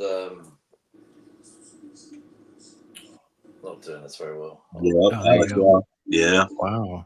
That's that little run right there. Yeah. Yeah, it's a good run, and this is the 1 year later run that came after sort of Identity Crisis, and they did they did a weekly comic that ran for like 52 issues, which filled in the gap. So when this came in, Superman didn't have any powers. And I always remember this issue because Green Lantern, the Hal Jordan Green Lantern, offered Clark Kent a ring. He's like, look, we can't leave you on the bench. But no, he didn't take the ring, and he eventually gets his powers back. But yeah, that's it. That's all I'll show off. Oh, that's great. All right. Yeah, good one, Mark. Hell yeah, brother. So let's go to our guest of honor to take us home. Lady Fantastic. What do you got for the blaming? Fantastic lady. I'll just show you like a little stack of recent acquisitions, nothing crazy. Don't be using those big words, lady. I'll show you a stack of new shit. There you go. There you go. This is the Action 456. I loved it. It's a Mike Grail. That's so cool. And this Wow. this came out in 1976, and Jaws was released in 75. So I'm calling it. Oh wow. Oh, that's I love cool. Yeah, that's perfect for Shark Week too. Yeah. He And look jumped at the shark. Yeah. look at those buns. That would be cool. Buns right Soups there. works out, man. Yeah, but I love Mike Grell. He's not doing too great, but I think he's on the rebound. But he's been dealing with his own little health thingies. Tales of the Unexpected 136. This is Stranger from the Swamp. I mean, I don't know if he's that strange. Like, if anything, she would be the stranger in the swamp. Like, Right? he belongs there, I would say. That's alligator Alcatraz right there, boy. It is, dude. Straight up. Oh shit. He's like, hey, DeSantis sent me, bitch. Here's some Bernie Wrightson goodness. House of Secrets 135. Look at this. Animals have gotten loose and they are attacking this mean old man who didn't let them free. Asshole. Kick his ass. And you can see that Wrightson signature up at the top. Awesome. Yeah. That's And awesome. then this is 139. It is Beat to Hell. But when I saw it, I was like, oh my God, I got to pick this up. Had to have it. Yeah. Fine. I love this one. Yeah. So sick. Yeah. How many issues of that series did they have? A couple hundred, dude. It was quite a few, dude. Wow. Don't ask me. I'm not a professional DC nerd. Witching Hour 27. Love this cover. Ooh. Oh Yeah. wow. Journey to Oblivion. That's awesome. That's me right here on top. I'm like, let's go. I'm out. It's Friday. So there's that. Wow. And then I recently won this from Kingdom of Nerd, Brucifer, because I won Jeopardy, and this was the prize for winning. But this was issue 58 of All Star Comics Presents and First Power Girl. Yeah. I know. That's great. This was something I bought at the con. Had been wanting it for a long time. I love that one. Yeah.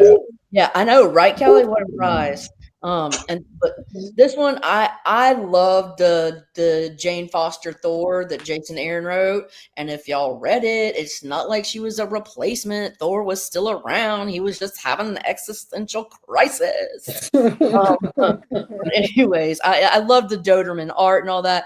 But this was, kind of the inspiration, I guess, in a way you could say. But Yeah. speaking of our, old dickhead Byrne. It's some good stuff. Oh yeah. There you go. So Another gorgeous. run that I love so much. Unbelievable. Sensational She-Hulk. Yep. Yeah. Yeah. Great covers. And now we'll pivot to a little Gil Kane goodness. Right here's this Ooh. cover art. But Okay. Son of Satan #1. Good old Daniel Hellstrom. So good. Man. Mere boy.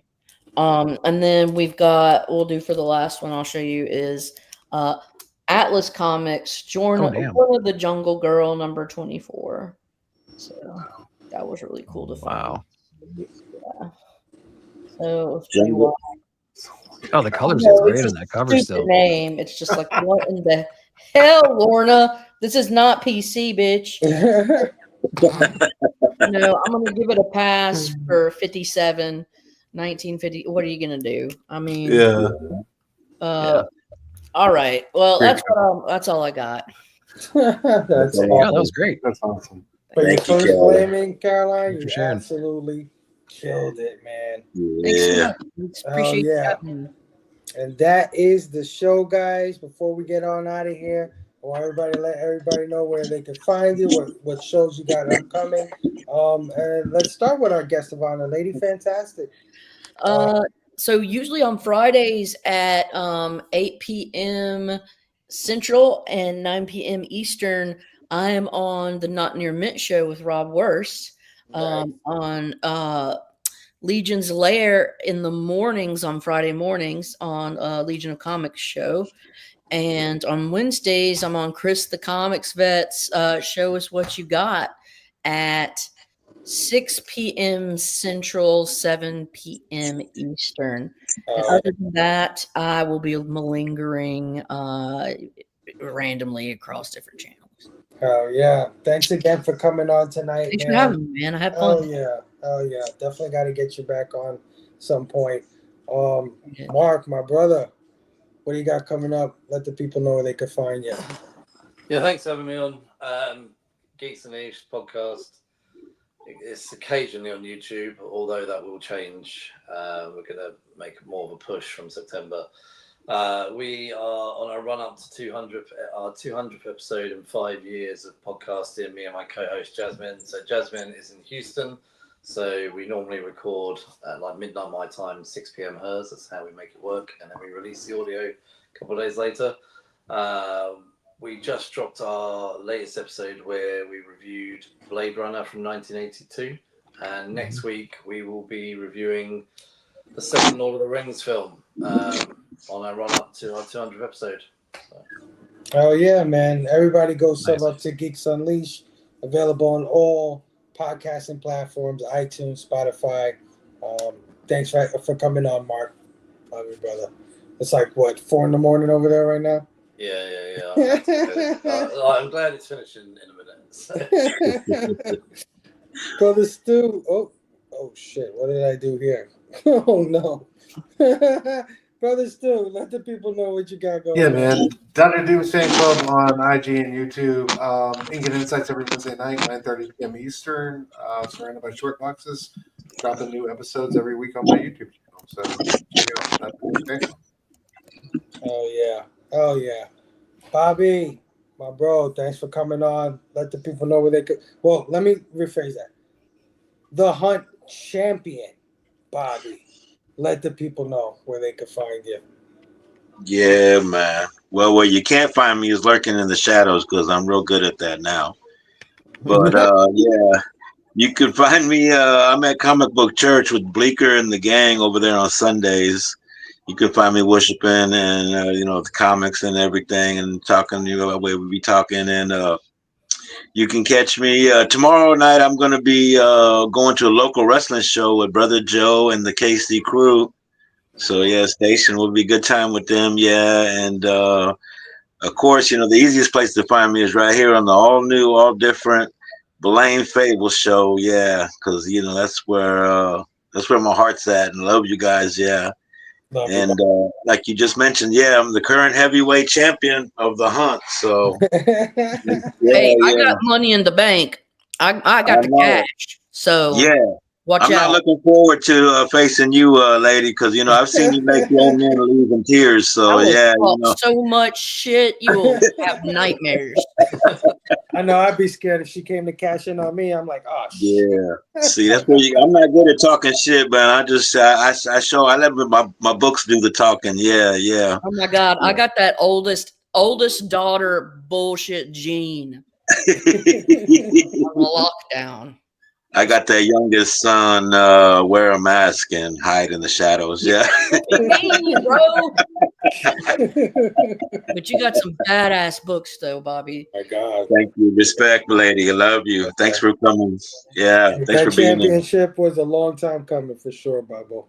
Oh yeah. Big Herb, what am I doing here? What the fuck?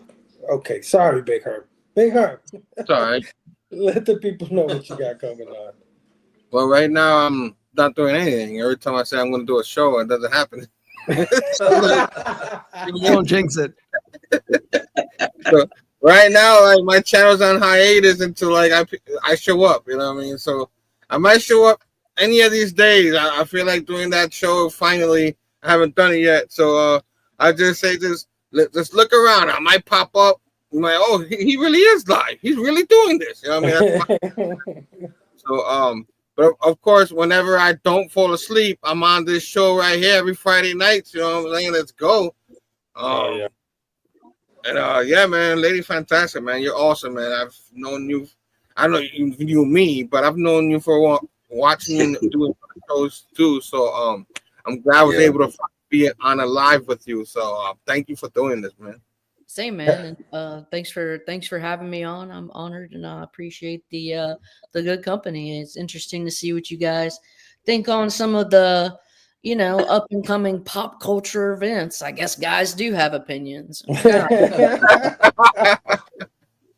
Oh, You Callie can said, do more than one thing at once.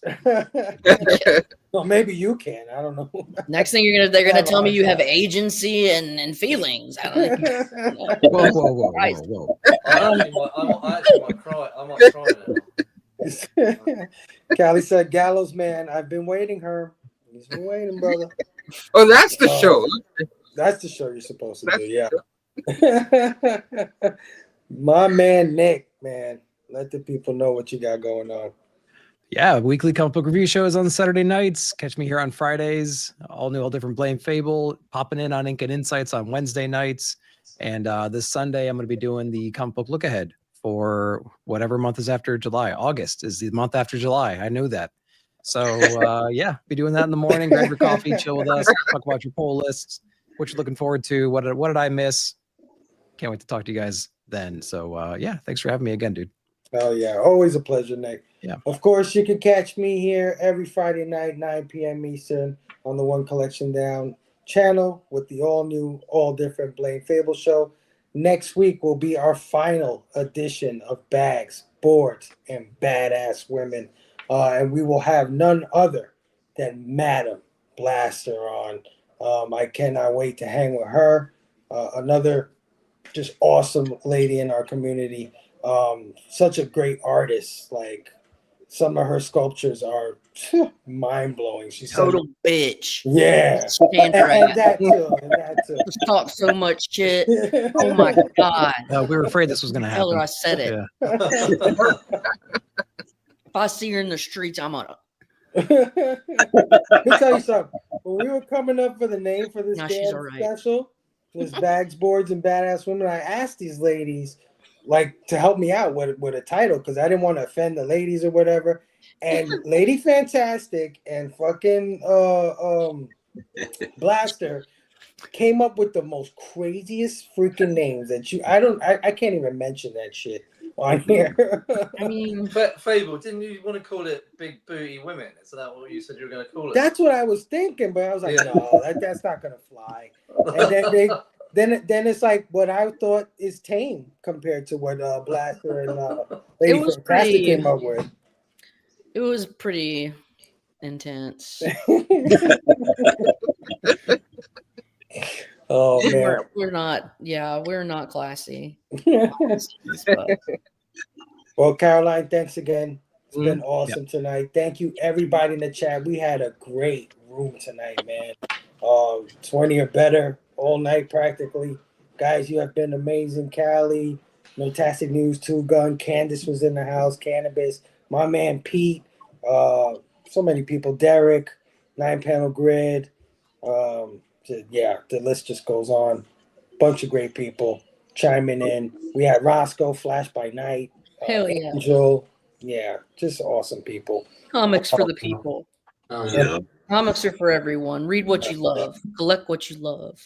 Hell yeah. Of course, Christina Payne. Can't forget her. Yeah, guys. So there's only one thing left to say. Be excellent to each other. And party on, dudes. Stage. Stage.